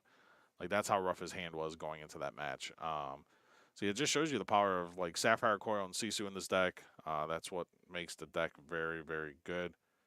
And yeah, the being able to Cusco with the additional resist helps as well against a steel deck, because now, you know, typically a Zeus would have banished that Tamatoa. That Zeus can no longer do it by itself. It needs a little bit extra stuff. Yeah, it looks like David's pitching everything that's not a 1-drop or a ramp spell, which makes sense. Seeing his popsicles in this game. Yep. What's up, DeCandio? Uh-oh. Ivan pitched all 7. I'm guessing he didn't see one single Diablo or Prince John. So he's shipping all 7 and praying he gets to draw the spice. Yeah, I mean, I think he's at that point where he has every type of deck built and just pulls one randomly out of his bag and is like, all right, I guess I'm playing this today. All right. So opening with the typical Diablo Ooh, this hand's line. looking pretty spicy, if I Wow. was to say so myself. Got the ice block and brawl set up as well. Yep. So now I'm curious if David chooses to play Ice Block turn 1 or Popsicle. I don't think it really matters because he's probably going to be playing Sail the following turn. Yep. Or even Tipo. Does have Tipo, so if he plays Tipo this turn, then he has the option of also playing Sail the following turn and brawling something, which is also a very powerful effect. Shifting Diablo. You think he has Cove again? Possibly. Getting rid of Ursula. He has Cove again. Every game. Ivan has sawn Shift Diablo into Curve on turn 2 every single game. But that's okay, because David has Ice Block this game. So with the Ice Block and the Brawl, he's still not safe. Right. Think Thinking about what to ink here, though. Yep. I think David's debating if he's playing Tipo or Sail as well. Both have benefits, both have downsides.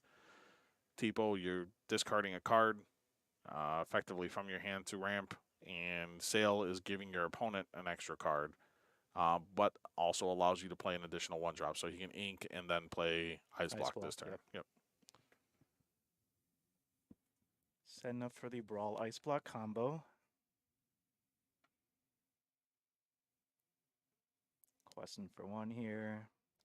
Knows it's about to get brawled. Yep. And he has the Prince John again. He's hit the curve pretty well every single game, so that's good. He has another Ursula in hand. Ivan knows my deck list, so he should know that that Ursula is probably a dead card, except for Singing.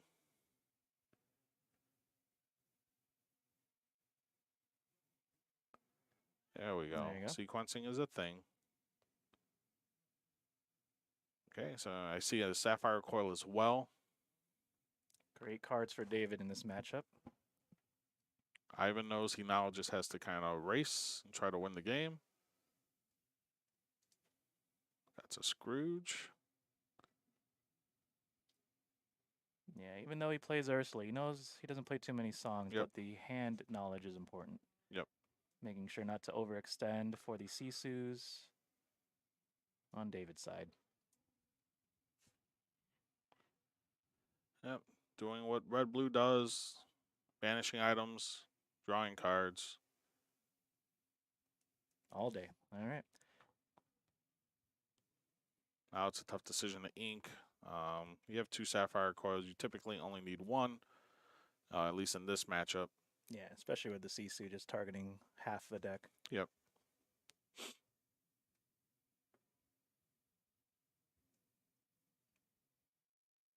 Yep, can't quest.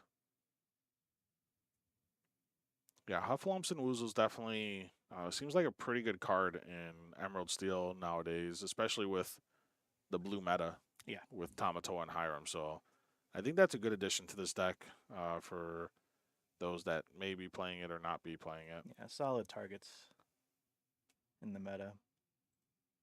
Yeah, I mean, Green Steel, if they had Bucky, I mean, that would definitely be the villain, but Red Blue, so Red strong. Blue's always been the villain. It's just funny enough. We'll never. I think it only won 1 DLC, and that was in Europe. But it was definitely the most typically played deck at the DLCs. I mean, we are in Chicago, so half the players here play it. That is true.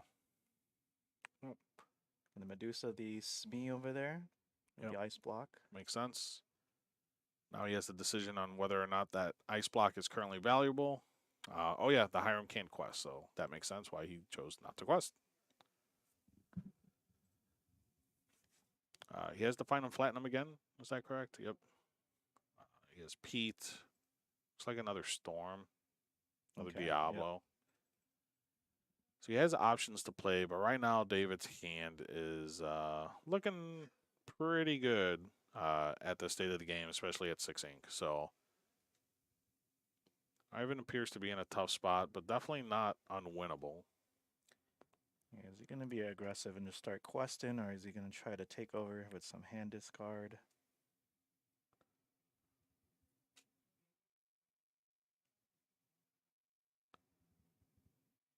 tough spot for Ivan. Yep. Yeah, especially with not having really good singers out there, because you don't really want to sing with Prince John in this spot, because Yeah, Medusa's there, and yeah. So having the hard cast a Storm is pretty rough. it'd be spicy. Go-Go Tamago would be spicy right now. Gogo Tamago would be pretty good right now.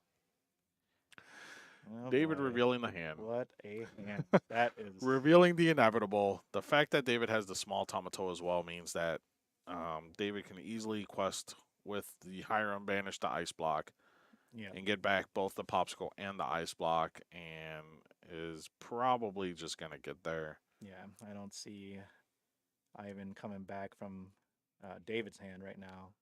Yeah, unfortunately, Ivan didn't get too much discard after the first few. He drew another big Sisu. Wow.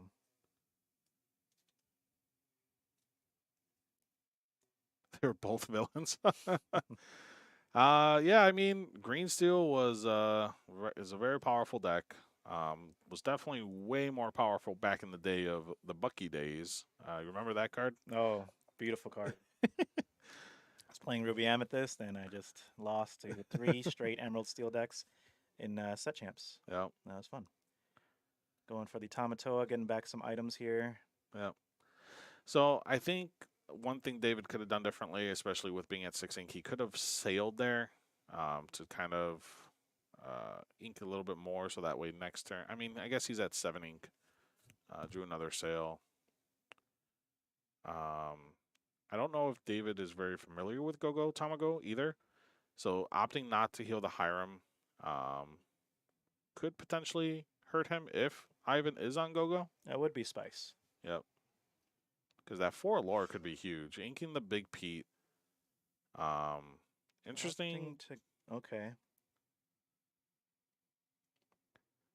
Yeah, I mean, he's effectively going super wide here. Knowing he has a big Sisu. Knowing he has a big Sisu, yeah. So he definitely should just quest out for sure. Oh, getting rid of the draw. Makes sense. Yeah, we are at round 2, game 3. Yep. Each taken 1.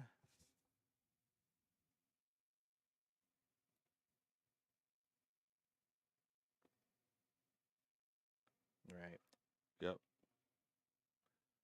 Yeah, so it does look like the big Diablo is going to live this turn if David decides to play Big Sisu because he's only at 7. It's definitely coming down. Unless he chooses to just challenge straight up the... oh, he's got the ice block from the free Tamatoa. So Board you wipe. were incorrect, Justine. You thought so, but... Free is free. Free is free. Gosh. So is the activation, I hear. That card's great. I love it. It is free. Oh, no, and Ivan plays the Beast, not knowing that David has another Sisu, and I believe a Sapphire Coil. Would you rather get your hand discarded by Bucky or Sapphire Coil your whole board? Well, considering I'm a red-blue player, I would rather banish all things in existence. Both are toxic. True, true. Okay, David just questing out here. He's just he's got the double ice block. Sisu, yep. He's That is choosing game. to I would- shift onto Medusa? Is that a legal play? There you go. Just clearing out. Sometimes players play a little too fast, but, you know, they know each other well and Yep. hypnotize. Yep. Yeah, I think we can officially say David, I believe, even has lethal. Yeah, he has 9 lore that they can quest for. So Wow. yeah, that was a rough game. David definitely had a strong opening hand. Ivan had a strong opening hand as well. Each game he saw the Diablo and the shift Diablo, but unfortunately, and the Cove, but unfortunately, just his Prince Johns were not able to draw too much off a discard because he just never got them. Yeah. Okay, we're going to switch on to the backup game here. We got Raymond on blue steel and Cat on green steel. So I believe... Raymond's looking cute. Yeah, you're right, actually. Yeah. Maybe even cuter now that Pikachu's on the he's looking the quite... screen. So I think Raymond's been trying different kind of blue steel builds. I don't know if this is Oswald. I think he's going for Cogsworth and Friends. Okay. So I think he's trying for a little bit more aggro route. Yeah. What do we got over here? Got the 11. And then we have Kate on green steel. What's up with all this green steel? I thought that deck was done. Why is it coming back? Who knows? Green still lurking in the background. All right. So yeah, we still have the other doppelganger of Ivan glitched in the Matrix. So Correct. that's why we have Raymond looking like a Pikachu. Featuring Pikachu. Pikachu's OP. We just couldn't find a good picture of Rapunzel instead. Yeah. To cover. That's all right. Maybe on the next stream. Maybe next stream. But yeah, so it looks like Kat is at 2 now. She has 2 Prince Johns, which is very powerful. But it looks like she had to do some questing there. Yeah, the rough Singing part some is songs. being able to trade back with Emerald's lack of strength characters. It's rough in this meta where you have Steel and Blue having 3 strength. Yep. It's really hard to trade back. Yeah, it looks like Raymond only has 1 card in hand, which is fine in Blue Steel because there's a lot of draw cards. Oh, opting to ink the Tamatoa. But still in a very powerful spot. He Yeah, already I has a mean, Cogsworth. Cogsworth might just carry this game. It's Yep. really hard for Emerald Steel to really do enough damage. Yep. Yeah, he's at 13 lore, so he's presenting 4 lore a turn, so definitely has to be solved. Everything having resist 1 on his board except for Cogsworth is rough. Cogsworth is got ward, so you can't really deal with it. Calhoun is Very nice well. though. Double Calhoun Calhoun is even better. nicer. Triple Wow, Calhoun. triple Calhoun. We thought Cat was dead. He's smiling over there. Cat's Jeez. like, nice resist 1, buddy. So now those Calhouns can trade into the Cogsworth next turn. Which I don't think survive. Raymond will be opting out to turn it sideways. Probably not. Yeah, probably not. But we'll see. He is ahead in lore, so he might just want to be aggressive. You got was that the last dragon, last cannon? That's the last cannon, yep. Gives, what is that, +3? I think it's +3 challenger, yes. Yeah, it's a strong card. Definitely great against the mirror matches. Yep. Triple Calhoun is crazy. Can't choose the Cogsworth. Yep, making the Bell not be able to quest, drawing off of that. Cards in hand. Plays a Pete, no actions. Oh. She Going wants to wide see here. the hand. Well, there's nothing there. Opting to quest maybe with the Calhouns. Maybe just one of them. Right, maybe just to bait it out a little bit, Yeah. see what Raymond does. So she goes to 4. Oh, goes to 5. Must have missed a lore somewhere.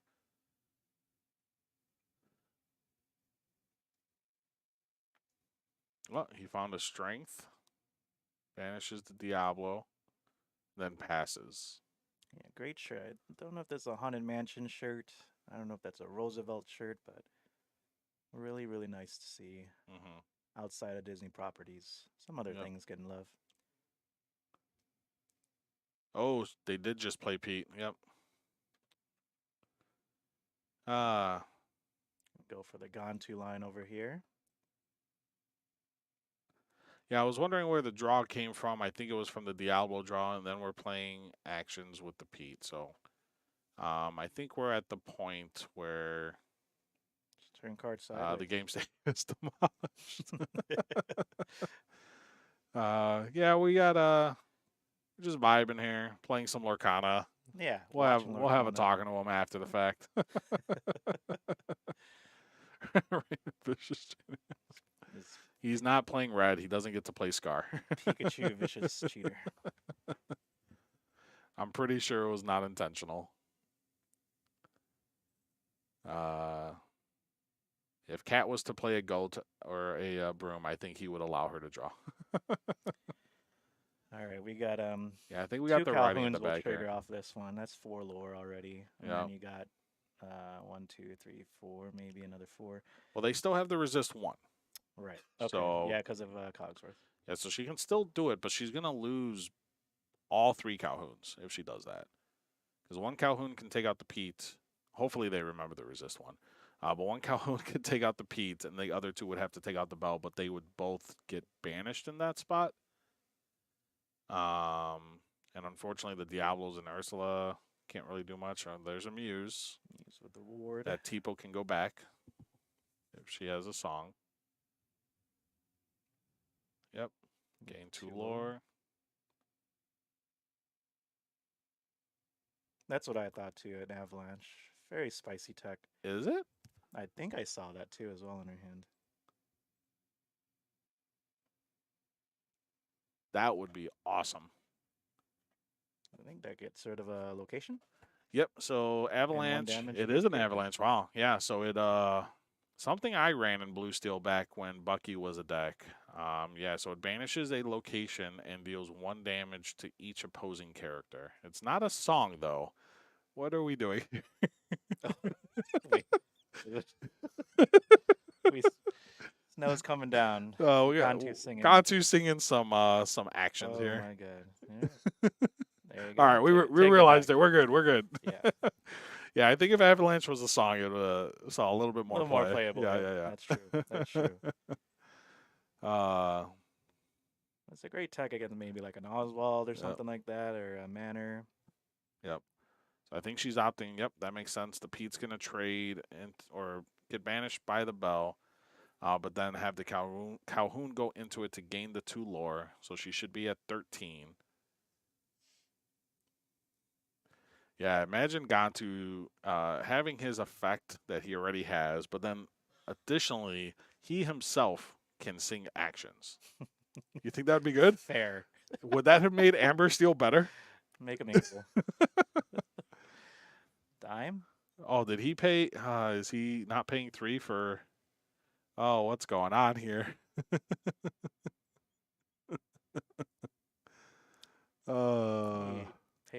do you pay? Invisible ink? I think he paid like 1 for Popsicle and 7 for Dime when it should have cost 9 plus 3, so 12. Yeah. But hey, that Cogsworth gives everything else resist 1. Sure. We know that part. Even the items. I think it's the new cards. We're causing some disruption in our brain right now. It's late on a Tuesday. We're old. Yeah, we're doing fine.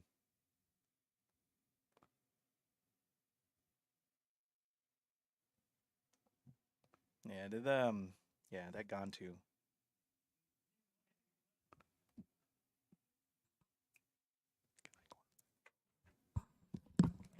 All right.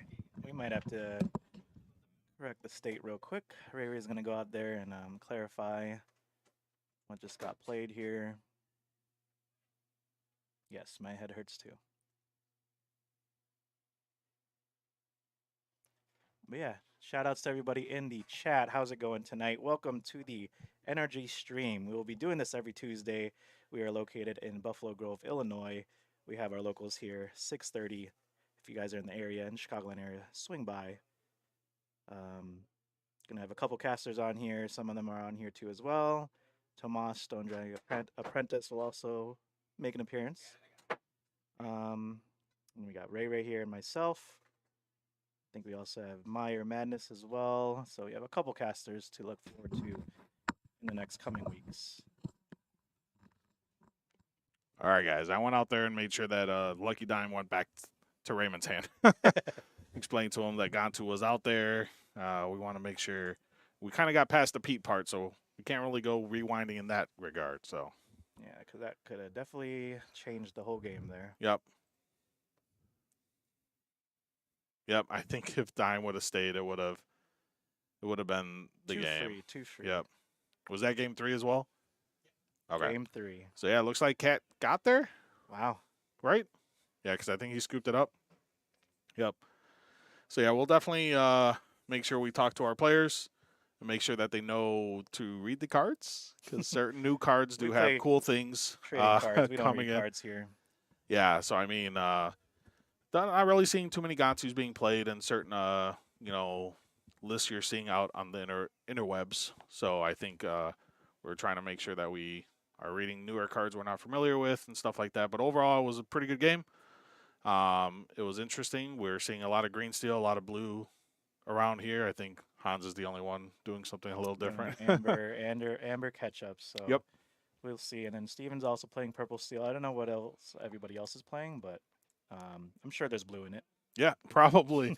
So we'll definitely see that next round. We're going to take a little break here. But again, we are Nerd Rage Gaming here in Buffalo Grove in Illinois. We have our locals on Tuesdays, 6:30 p.m. And yeah, we'll be back For round 3.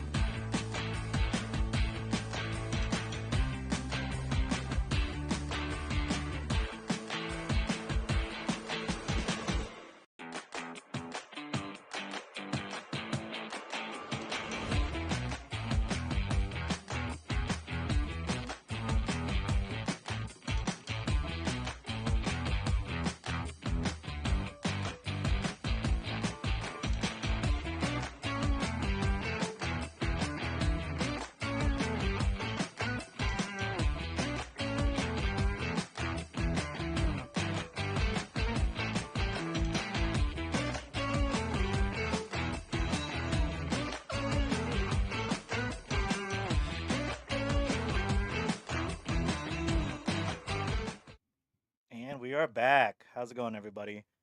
We are on our way to the last round for tonight. We have, I believe, Daryl, Zero to the Hero, who is playing against David. Yep. So I'm last round over there. So we'll see what they are playing, which I believe we do know. Yep. Yeah, so funny enough, you know, Tomas Stone Dragon Apprentice brought up green purple. Well, that is what Daryl is on. And then we have David G. We saw last round on Ruby Sapphire. So these are our undefeated for tonight into our final round here. So we will see. Looks like David won the dice roll, so he is going first.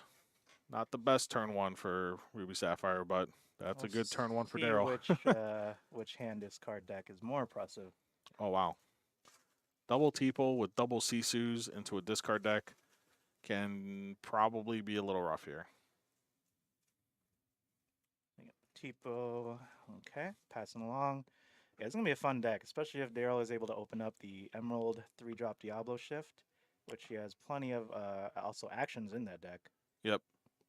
Yeah, this was a deck that I think did pretty well. Was it in a Europe tournament? I believe so. I think there was a team, a couple of them, who pretty much brewed this up, and it was a very unique list.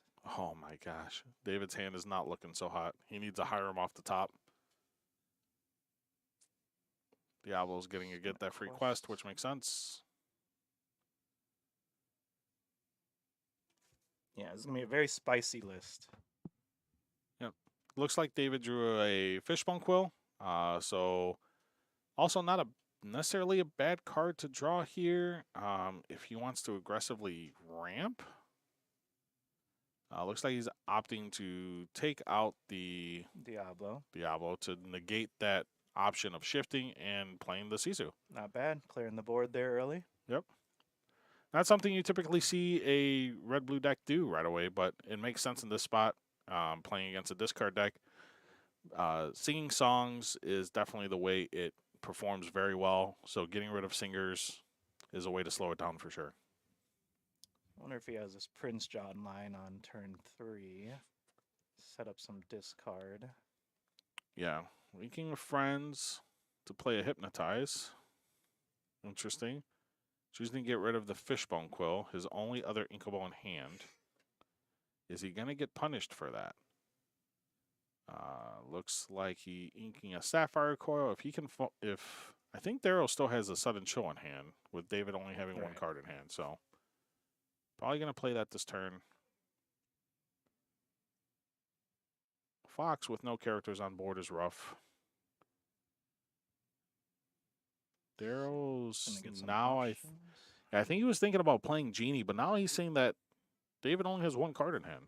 So is it worth getting that one card, or is it going to be worth accelerating his board? David being at 2 lore and David being at 2 lore and Daryl being at 1. Red Blue's still kind of slow on gaining lore compared to Emerald and Amethyst usually. All right, he's going to get rid of the card there at the Sisu shift. Okay, so Drew quested passed. So the card in David's hand must be uninkable. Let's see what Daryl plays as he's going to 5 ink. Going to play the Elsa. Yep. Great card. Get rid of the evasive cards there. Looks like he had a Medusa. Makes sense. This is fun, interactive gameplay. Some lightning fast round. Yeah. It's pretty quick. Yep. Pretty easy to make decisions when you have no hand, though. Yep. So yeah, inking Ursula, no cards in hand, makes sense. Is that a Vision, I think? It's either a Vision or a Sapphire Coil. So he has a decision. Looks like it was indeed a Sapphire Coil. Okay. Opting to play it instead of inking. Top decking here, not looking good. He's got to get ways to get rid of that Genie.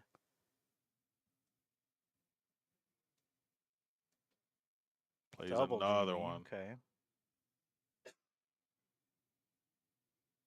And a Diablo.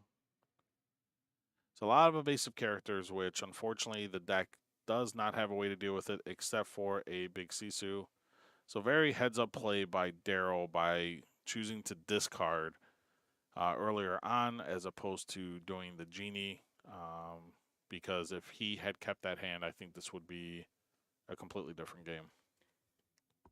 Yeah, not too many decks could deal with this many evasives. They'll need that single target removal. He knows they're not opening up with Bell, so their Diablo's safe from getting stormed. So if they can't deal with all these evasives, they're just going to run away with game. But does have to be careful with the top deck Sisu. Yeah, and I think that's not ink, right? That's his hand? Yes. Okay. So he only has 6 ink. That's a cricky. Oof. That means there might be some banishing of characters here if Daryl also chooses. He might just still quest out. Looking like he's getting rid of the Medusa. There's going to be a child that's going to be hitting the discard. It's rough. Yeah, but getting rid of the board, so he's just top decking cards. So that is a great top deck. That's not bad. I don't think there was a popsicle. There was a fishbone and a Vitalisphere, which isn't bad. Choosing not to ink. Looks like he has dime. Okay. So he's not out of the game. He is at 9 to 5. Right.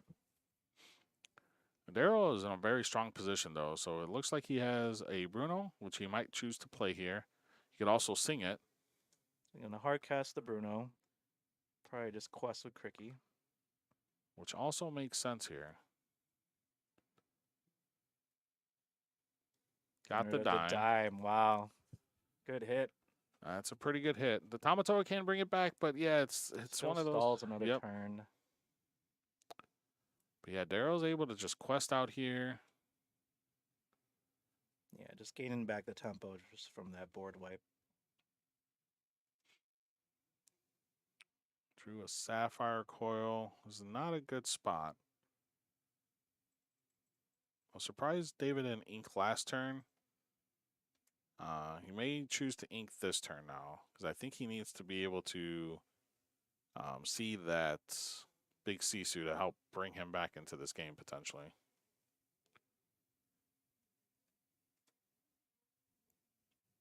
Yeah, I mean, this deck is great against the Ruby Sapphire, especially if they could just discard the hand. Yeah, absolutely. Yeah, it looks like he's also on Huffalumps and Woozles. Yeah. Is that improvise? Improvise, yes. I think it's just extra items, helps with trading as well, too. I think it's pretty much used for some of the mirror matches. Just get that +1 strength against some of those steel decks as well. All right, taking out the Tamatoa. Yeah, David saw the writing on the wall. Yeah. There's nothing in that can get him out of that spot, so he's going to scoop it up and go to game 2 here. So yeah, that was a pretty good performance by Emerald Amethyst. Yeah, I love those colors. I obviously played that last format with Yeah. the tempo version, but seeing this as a discard, another discard strategy is really scary. Now you have to watch out for Emerald Steel and Emerald Amethyst in the background, punishing those Ruby Sapphire decks maybe. Yeah, right. Yeah, it's interesting to see because like, you know, the Emerald Amethyst is completely changed. At least this deck is completely different from what it was last set, right? Yeah, that is Zero the Hero, the famous YouTuber. Yes, along with Hans Kruger. Yes, we have a few famoso Famuso. people here in our roster at Nerd Rage, where we have our locals every Tuesday, 6:30 p.m. So come out. You can be on this stream. We can have fun. We can make different ideas of how we would play your deck, and then you come at us and you're like, nope, that's completely wrong. Oh, 100%. It'll be good times. But yeah, so yeah, a completely different deck. Because last set, like you said, you played it. It was a little bit more. It was tempo. It was last format. It was great against. Had some really good matchups against Ruby Sapphire because you had cards like Gogo that could trigger off like their Hirams or their Mauis or even their Tamatoas, and you could kind of steal games from there. But now with the addition of Sapphire Coil, it could just wipe your whole board. So Emerald Amethyst is taking a different approach this time with a little bit more discard strategy, which is great against certain matchups, especially Ruby Sapphire. So is there any card that I'm unfamiliar with that green purple may have gotten to help with the whole discard thing? Like, where is this deck coming from? Besides like the green purple Diablo, or was that enough? I think it's just with the meta. I mean, people aren't really teched in for so much evasive cards, especially for challenging. They're really gonna have like the hardcore songs, and with the addition with like Ursula 2-drop, she could just get rid of like the storms if they bell early. She could just get rid of the Zeuses to protect your genies. So I think just with the addition of Ursula green in the format again, it really stops those decks from targeting those characters, those evasive characters, so they could live a little bit longer. And I think it's part of that reason. Sure, that makes sense. So we see that new hybrid, green purple Diablo, which I believe is a 1/2 challenger 2. Correct. Okay. Uh-oh. He kind of gave a sneak peek of the special summon here. Wow, that was pretty crazy. That's a turn 3 Scrooge. Kind of different game we got going on Totally here. different game now with the items on the board here. Yeah. And he's not on steel to be able to banish all those items. Right. Yes, I forgot that the Diablo does have evasive. I think it's just a purple Diablo. Well, I guess the 1-drops, purple and green, both don't have evasive, but Yeah, but Emerald has to have access to Clarabelle 1-drop, so it can get rid of a item by paying 2 extra ink. So True. I think that is in the deck. And then you could always tech in certain cards as well with the other Clarabelle action card to banish a low item as well. Yep. So do you know if this green purple list are running the 1-drop Pete? I don't believe. Because most of their actions are songs, right? Yeah. I don't think so. Maybe they have Hypnotize, I think. Sure. But not enough, I think, non-actions. But you do have Improvise there too as well. Yep. So it looks like Daryl's shifting Diablo here. He did see a baby Sisu, and David does have Ice Block and Sapphire Coil. But I think he's pretty much telling David, you have to do one of two things. You have to take care of my Diablo, or you need to draw off of Fyram. And either way, I'm kind of winning in this trade because I'm stopping you from drawing, and I'm in a discard deck. So he did draw an uninkable. So that's a little rough here. So he might just Ice Block and banish the Diablo here. Okay, with the Sisu, yep. So Scrooge is probably gaining 1 lore. Daryl sees that David doesn't ink. So now he knows he's got a full grip of uninkables. And Daryl has a full grip of cards at his disposal. Yeah, True State, the 2-drop action song. Have My Heart. Banish an item. They're playing that, I think, right? I don't know if they're playing that in this build, but you could definitely sing it with the Diablo. It has evasive, so it's safe that way. But that makes sense. It could just be discarding their hand instead, so they don't have to worry too much about it. But yeah, David's still in a very good spot here. Like, he didn't ink last turn. He just needs to draw an inkable. If he draws an inkable, he'll be back in it. But if he sees another uninkable, it's not going to be good. I wonder if he has he found it. He found the child. He's going to draw some cards. Wow. A little fast, a little sloppy. Quest with the Sisu, I'm assuming. Go to 2, and there we go. Yeah, I'm wondering if he's going to do the Elsa to take out the Sisu, or I don't know what's in his hand here. What else he could play? I mean, David's only going to 5 ink next turn, so Shift Sisu's not necessarily in the picture. So he may opt to build a board first, because the Elsa's not really a threat. So yeah, that makes sense. Darrow normally a Blurple player, so he's definitely familiar with the more tempo gameplay and what purple cards can do. So I think adapting to Emerald Amethyst is probably very familiar to him. Right. Inking that to play Diablo. Show us your secrets. He's going to show all of the big Sisus. Or one big Sisu. Jeez. Yeah, he's got a lot of removal there.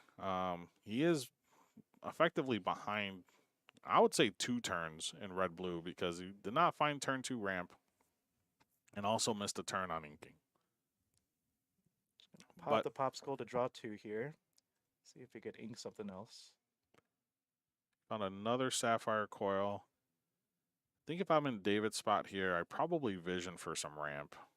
Because that would be helping help him get back into it. He's looking at all the red cards like, what's going on here? I think he chose to get another small Sisu. Brawl. Sure. Okay. That makes sense. So he has Sapphire Coil effect to Brawl the then genie. give it to the genie. Yep. So, yep. Opting not to quest with the Sisu makes sense because if Daryl does have the shift Diablo, that is a free trade for him. Little does David know that Daryl does have, I believe, still the Elsa. So he's going to take it out anyways. But I'm not quite sure. He also has his Huffleum, so he could probably stall the Hiram a little bit more. Yeah. Could either use that for Hiram or use it for Tamatoa next turn, depending what he drops. So what are your thoughts on Sapphire this set? You think it's we need to fix some things, or I think it's fine. I'm enjoying it. I'm enjoying a little bit of it, especially the Sapphire Steel renditions. We don't see too many of those, especially the last couple sets. Every now and then here too, but Sapphire is definitely really powerful. I think it's still too early to kind of decide. There's not really any too official Yeah. events, although we have a lot of 5Ks and 10Ks going around. Yeah. But if you keep seeing Sapphire top and take first place, I don't know, maybe they might have to lower it down a notch. Like Bell's just really, really strong, especially if you open it up. Like there's just really, really powerful plays. So it just made Sapphire better. Yeah. Yeah, I agree with that. I think everybody was, as we talked about earlier, very concerned about Sapphire just running rampant.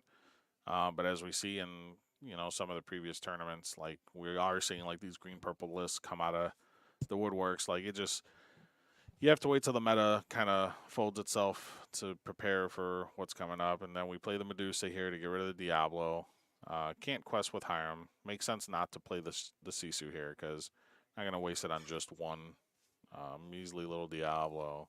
Yeah, I definitely think both Ruby Sapphire and Sapphire Steel are in a league of its own, though, and then everything else is right underneath. But yeah, we'll have to see how it unfolds. People are trying different things, so that's what I like to see too. Is just kind of experiment and have people figure it out themselves. Yep. Just taking out the Sisu there.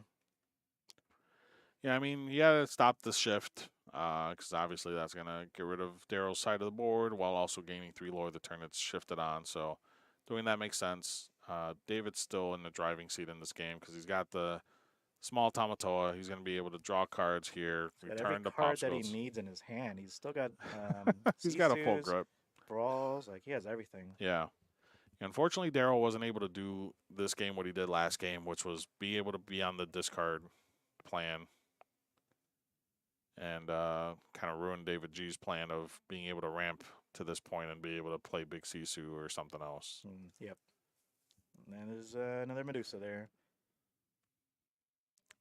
Only exerting 5 ink? Is that correct? 2, 3, 4,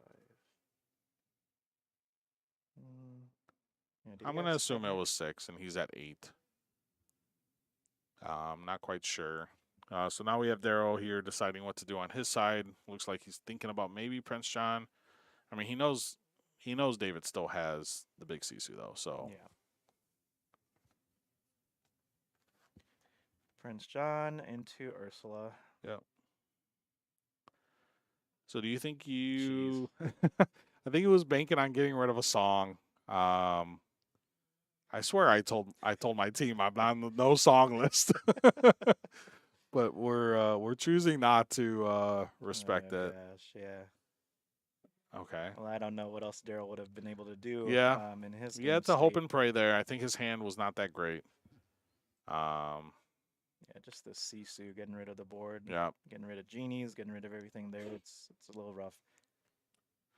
Yeah, he's got a Mim, a Diablo. I don't think that's going to be doing too much into this board when David's going to be questing for 6 next turn. I don't think green-purple really has good removal except for Fox, right? That has Rush? Yeah, a lot of their stuff is just challenging. He's got the Brunos in there, but really it's tough to get rid of the wide board, which is also tough for Emerald Amethyst to do just naturally. Yeah. So it's a lot of it is just naturally challenging with, in this specific build, Crabs or even the Cricky. Yeah. So when you play Emerald, because I don't typically play Emerald in any type of fashion, with the Diablo shift. Do you always keep the 3-drop Diablo shift line and then just pray you find the 1-drop Diablo, or do you vice versa, or how do you approach it? Well, it's tough because you are playing against Ruby, so it's just like, do you even go for that Diablo line all the time? Maybe you want to go for a triple 1-drop opening to kind of go wide.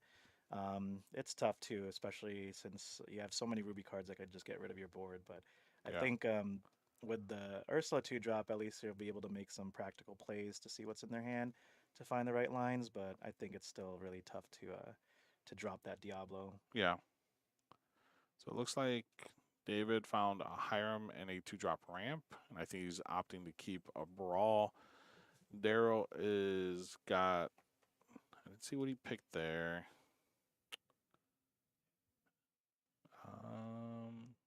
I can't really see Daryl's cards too well. He has a Shift Diablo. He has a Sudden Chill, Improvise. I don't know if that's what he's keeping. I think that was a 2-drop Diablo. So it looks like he might be able to get the Shift Diablo a little bit later. Okay. Probably draws the 1-drop from his mulligan. Because there's one of the 1-drops I was talking about.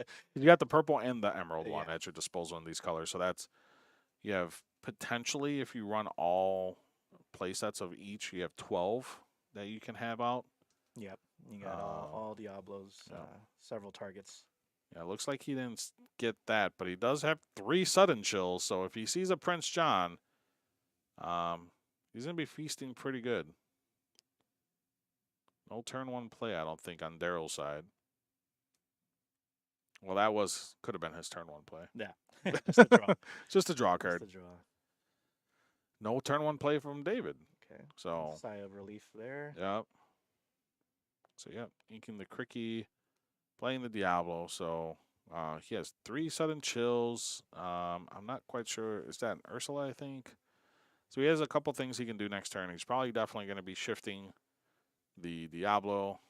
I'm sensing a Sapphire Coil. Nope, we have the ramp. That's also good. Inking a Hiram tells me he has another one and probably no items in hand. Oh, we found another Diablo. Interesting. Okay. So we can play 2 Diablos this turn, potentially, if he so chooses. That is an Ursula. So he can probably play Ursula here, get a Singer, or just play another Diablo. I think you just have to. I think his hand is not looking so great, so I think you need to get your draw engine out there as soon as possible. Yeah, David's got a Brawl and Baby Sisu in hand, I believe. Yep. Okay. Whoa, don't show that Prince John too early. I think next turn he's going to play Prince John and probably sing Sudden Chill. It's a good guess. That's my guess. It's a good guess, yeah. All right, so we got David here, inking, and passing. Yep. He drew another Sudden Chill. Daryl is going to be feasting good on some of these card draws here. Sing the Sudden Chill and draw off Prince John. Yep. David deciding what to drop here. Sapphire Coal is a couple of 2 Sapphire Coals in hand? I think he has Dime as well, so probably that if he has it. Oh, that's a big Sisu. Yeah. Oh, yeah, he doesn't have Dime. Opting for the Medusa. He drew another Prince John. So Daryl has double Sudden Chill and a Prince John in hand. That's pretty good. Yeah, it doesn't look good at the beginning, but if he's able to... There's a Brawl. Just got to give Diablo Ward, that's all. I'd rather not, but I mean... Yep. Against the Ruby. I mean, Daryl's still pretty good. Like, if with no characters on the board, he can easily just play that Prince John, sing Sudden Chill. Mm-hmm, yep. Draw 2 cards off of this. Get rid of the big Sisu here. I think the original build only had 2 Prince Johns, which is crazy. Yeah, I mean, I feel like if you're going down the discard route, like, you just need Prince John. It's such a huge engine, especially with it having Ward. Yep, makes sense. But you are purple, so you still have other ways to draw. Yep. Oof. This is looking rough. He's going to get his hand back with the Hiram popsicle engine.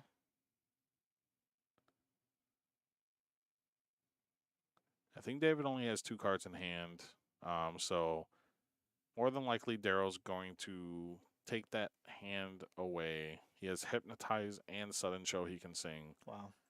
So, yeah, David is Holding on to the Sisu, but probably going to get discarded. Yeah.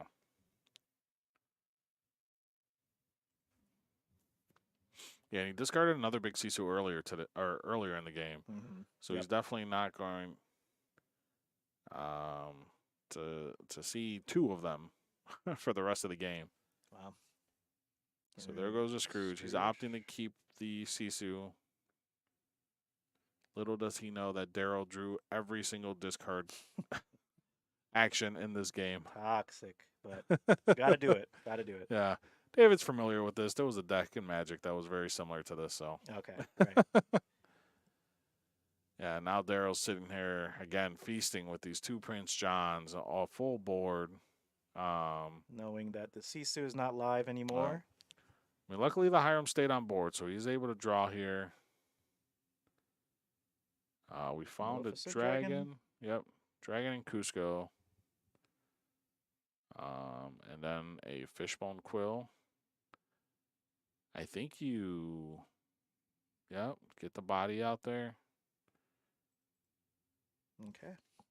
See, I would have probably played the fishbone and inked the 2 guards because you want to get to 8 because the top deck Sisu just kind of gets you back in the game, right? Right.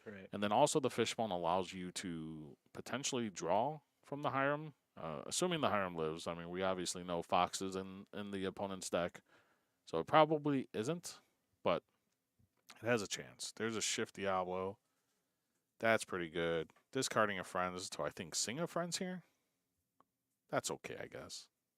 Plenty of card draw here in this deck. Outside of Prince John's, you also got the Genies, Friends, Improvise. Yep. A lot of ways to gain back that hand. Yeah, and I think that's where, so I think your purple for Emerald Amethyst is like your source of removal, right, compared to Emerald Steel? Yeah, that's their main way with the challenging and everything. And yeah, so I think having the option for Friends as well to have another way of drawing, I think, is why this deck has been performing so well. Right. Oh my! Oh, taking out the Hiram Improvise is coming in with the clutch. Crab and Improvise taking out those big body characters. Did not see that one coming, actually. Yeah. And Playing all of these Diablos. Does Daryl know you're not running B-Prep? I'm gonna assume he knows that now. With after the Ursula's never finding anything. But it is still fine dropping the purple Diablos because you can still draw out of the B-Prep. So exactly, still great value. Let's see. He's got a Maleficent into. What did he draw here? A Tamatoa. Okay. I mean, that's a body. So it's not the worst thing. Taking out one of the Prince Johns here. Makes sense. Still way early in the game. Top decking does exist. Yep.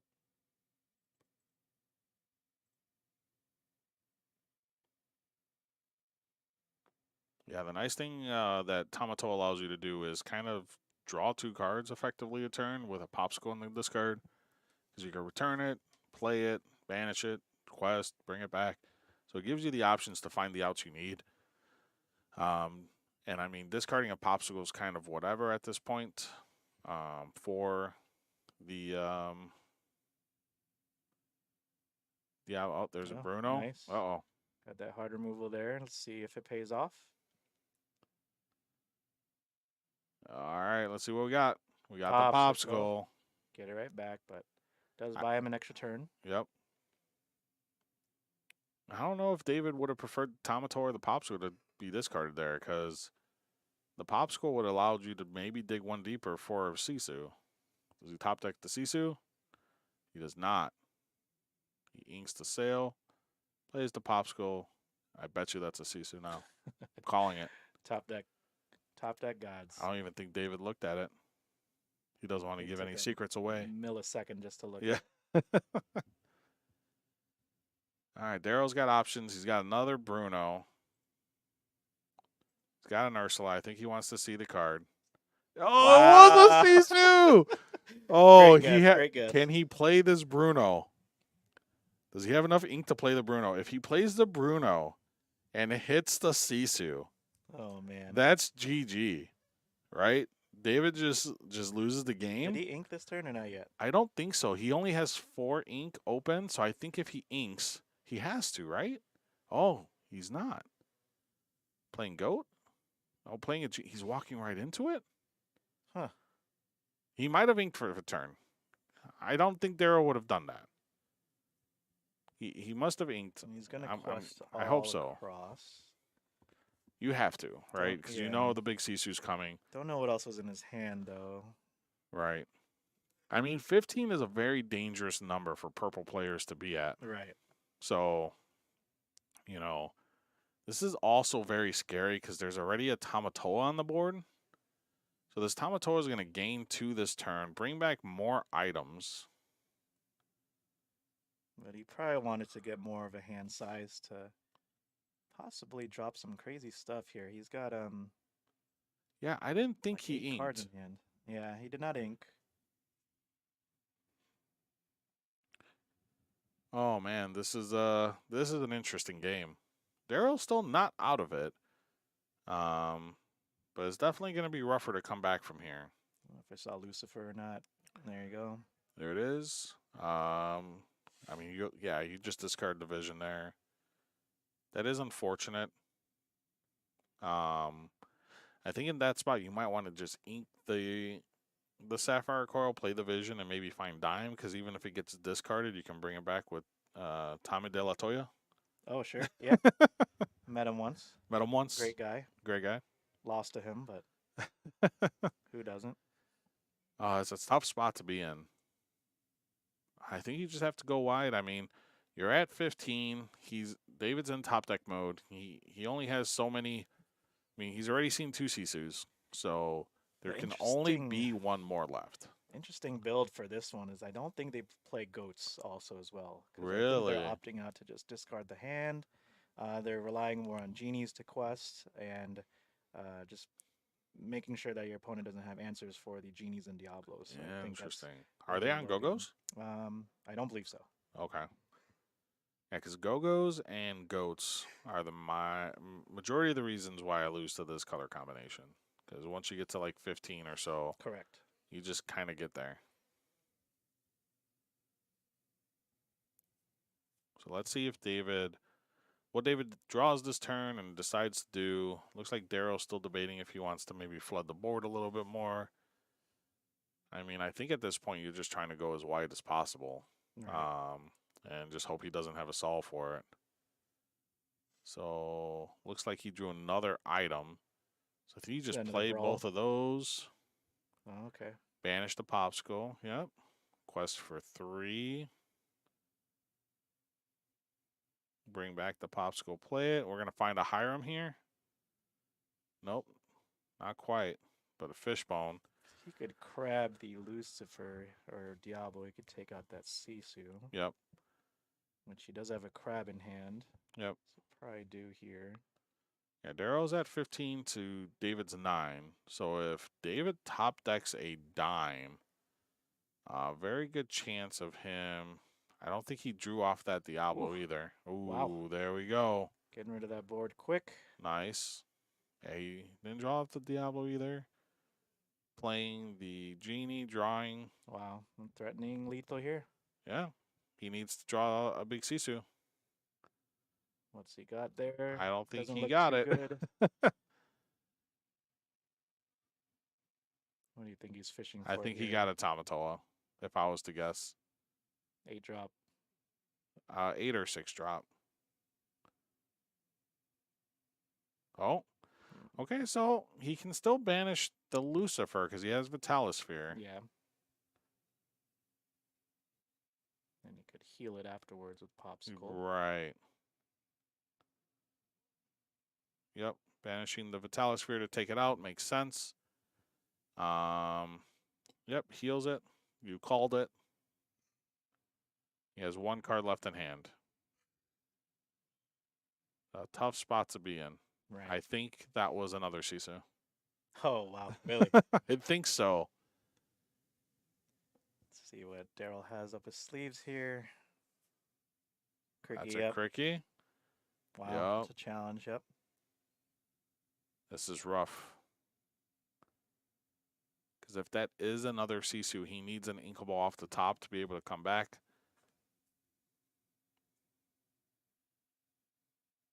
Yeah, because he just quests with Genie and then Cricky It was a lives. Medusa. There we go. Wow. That's the game. Emerald Amethyst discard taking the knight. Yeah, that's awesome. Undefeated. Undefeated. Love to see it. Beat red blue. I'm sad. That is traditionally what happens. Yeah, yeah. But hey, like that's pretty solid. All right, guys, time to play Emerald Amethyst now. If you guys hate Ruby Sapphire, Yeah. you might have a good chance to knock him down a peg. Yeah, congratulations, Daryl, for taking that win there. Yeah, really exciting to see that in person. We're going to switch over to the Pikachu, Yep. which I don't think is... I think it's Hans. I think it's Hans. Because I see some ketchup and mustard. That's He's correct. evolved. He has evolved. He ate a mustard stone. Yeah, those do a lot of things to your body, Yes. which I don't recommend. Yep. I do like ketchup better, though, so Yep. I shouldn't be in Chicago, but that's okay. Here I am. All right, so we got Daisy challenging this me, +2 strength off I the think he's, Lumiere. oh, wow. And then Okay. maybe heal it off I Rapunzel. think he's going to heal off Rapunzel. He has to, right? I think so. Oh. Oh. Okay. Oh. Tremaine. Okay. All good hits here. Hopefully he adds the damage to the Daisy. Yeah, Daisy has like 5 resist. I don't know what happened there. Getting rid of the Prince John. Yep. Okay. All right. So we have... Was that a pass? Looks like it. Okay. I'm going to go out there real quick to make sure that Daisy has Daisy has some that damage damage. over there.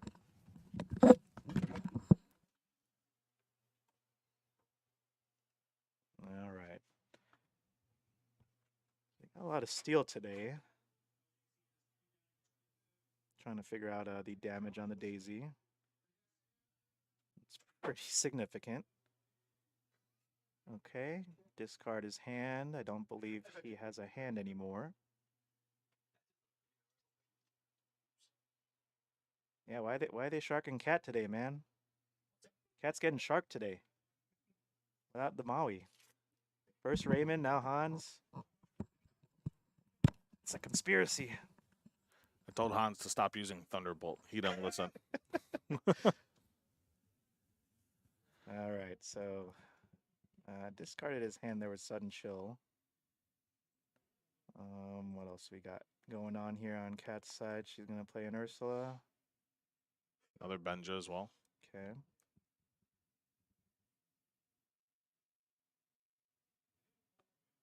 Yep, they're each 1-1. So this is our... I just noticed it says ketchup. Oh, yeah. It's ketchup and mustard. Ketchup and mustard. On a hot dog. Yes. Red yellow. Catch the vibes. Rapunzel healing. Oh. And to think if we didn't tell him about that damage, he wouldn't have remembered that it's supposed to be there to draw cards. Yeah, that would have been fun.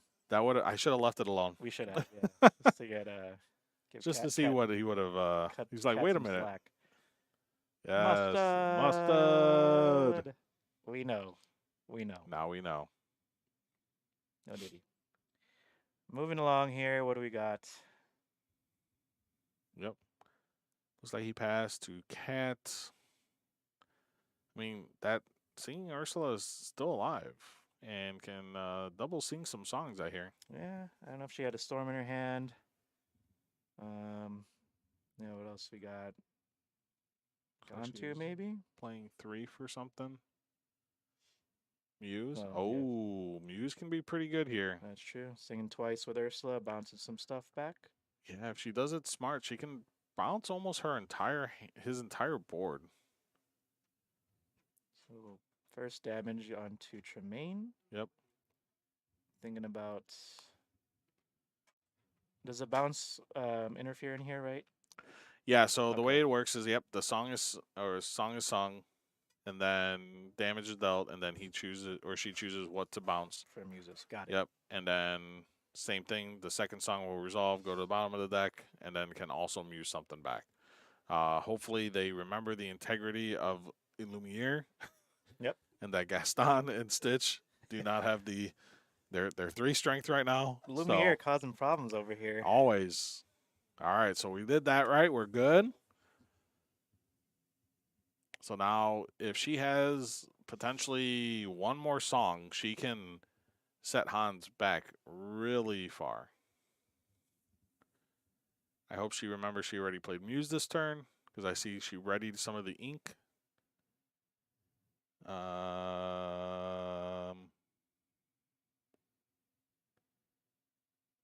Right? This is the same turn? That's what I. You go out this time. That was the same turn, right? We're not tweaking Yeah, here. we're not tweaking. All right, we're gonna have AC go out there to make sure that we are following the main the proper game states here. Yeah. So yeah, so we're vibing here at Nerd Rage Gaming in Buffalo Grove. Have our locals here Tuesday, 6:30 p.m. I'm gonna let you know, this does not happen normally. This is their first time on stream. It's causing Some some people nerves. get the nerves. They get the nerves. That's all it is. That's so I can guarantee you that we are not a bunch of I can guarantee you that I am not that good. yeah. On Well, stream, your so- Oswalds, let me tell you, your Oswalds flip nothing but nothing. I don't care. I just quest with 2 with Oswalds. I don't care about items. I play no items or Oswalds. Just yeah. quest for 2. Yeah, Big Sisu. that's a big Punished. Sisu. Oh man, it's good times here. We're all just having fun, trying to play our best. You have to, right? Can't always be too serious. Can't. If you turn too serious, you forget to challenge symbols and stuff. You know, can't do that. I remember those days. Yeah, I remember those days. It was a wild day. I think it was like set champs of last set champs, but we'll see what happens in the future. Right there, Justine. All right, so yeah, now I don't even know whose turn it is anymore. I think it's Kat's turn. Right. So we are maybe playing the Lucifer now, or she may be going wide now that she knows that Big Sisu's out. So she has the option of doing that. I believe this is game 3 of their match as well. Correct. Yep. Yeah, awesome. Thinking about here, got to get rid of that board also. I mean, the Muses was great, but that Sisu. Yeah, Susu feasts pretty well. Feasts a lot better in blue-red than it does in most other decks, but can still feast pretty well. I mean, Lucifer is a great choice just because Hans is not running any actions or songs. Yep.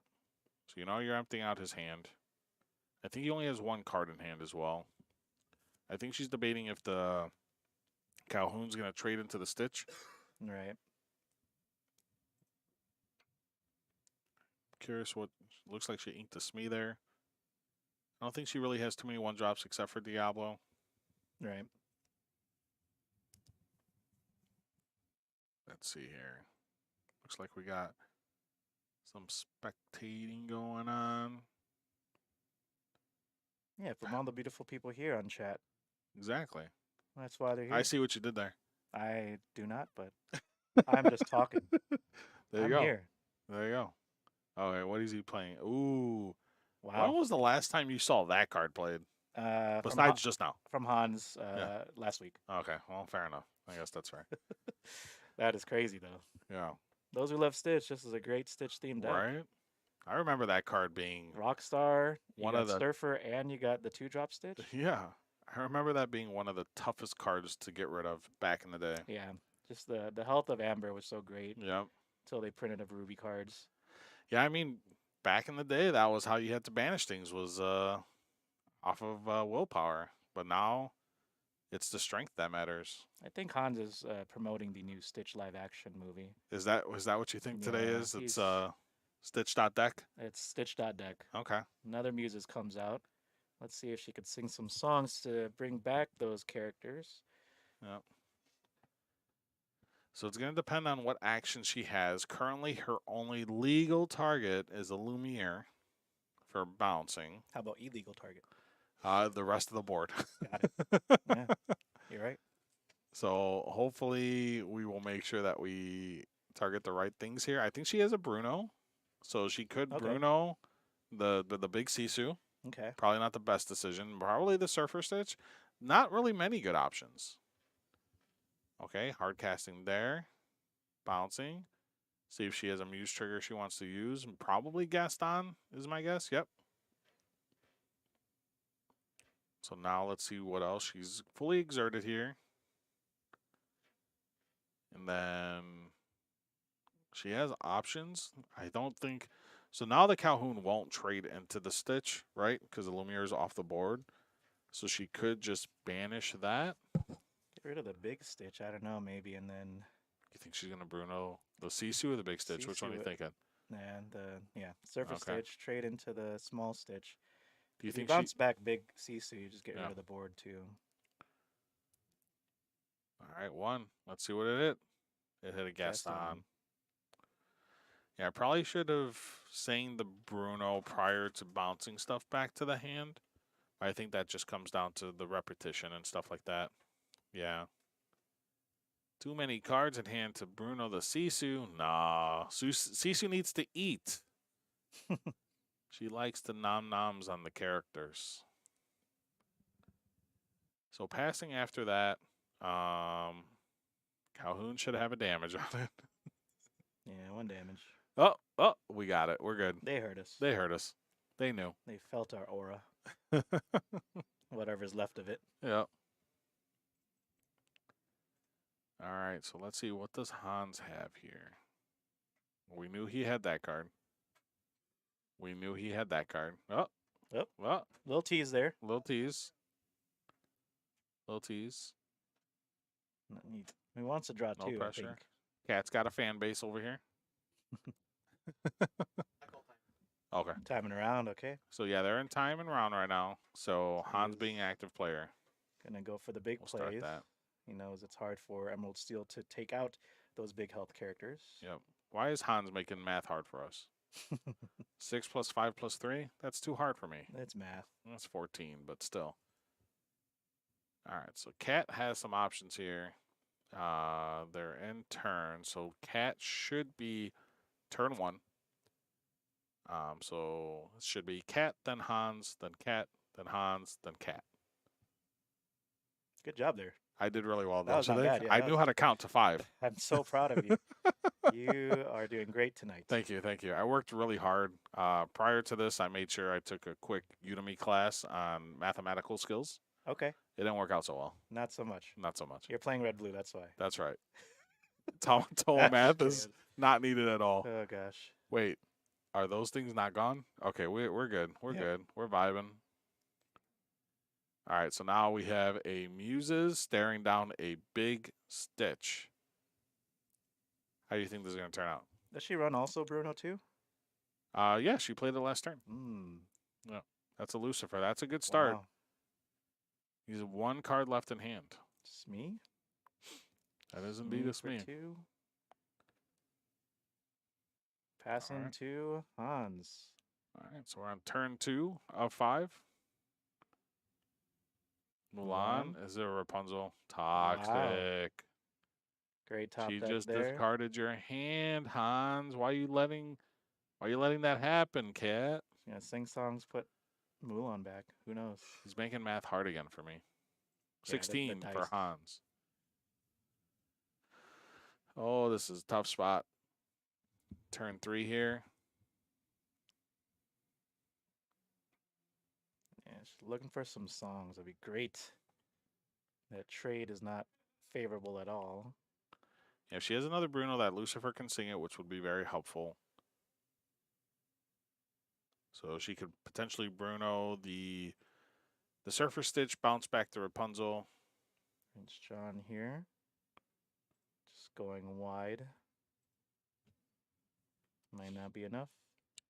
Yeah, because that's currently only 7 strength she has to go into that big stitch if she was to challenge. So the 4-8 survives.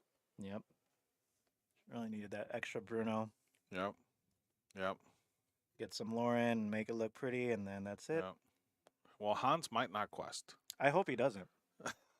You want them to go to turn 5?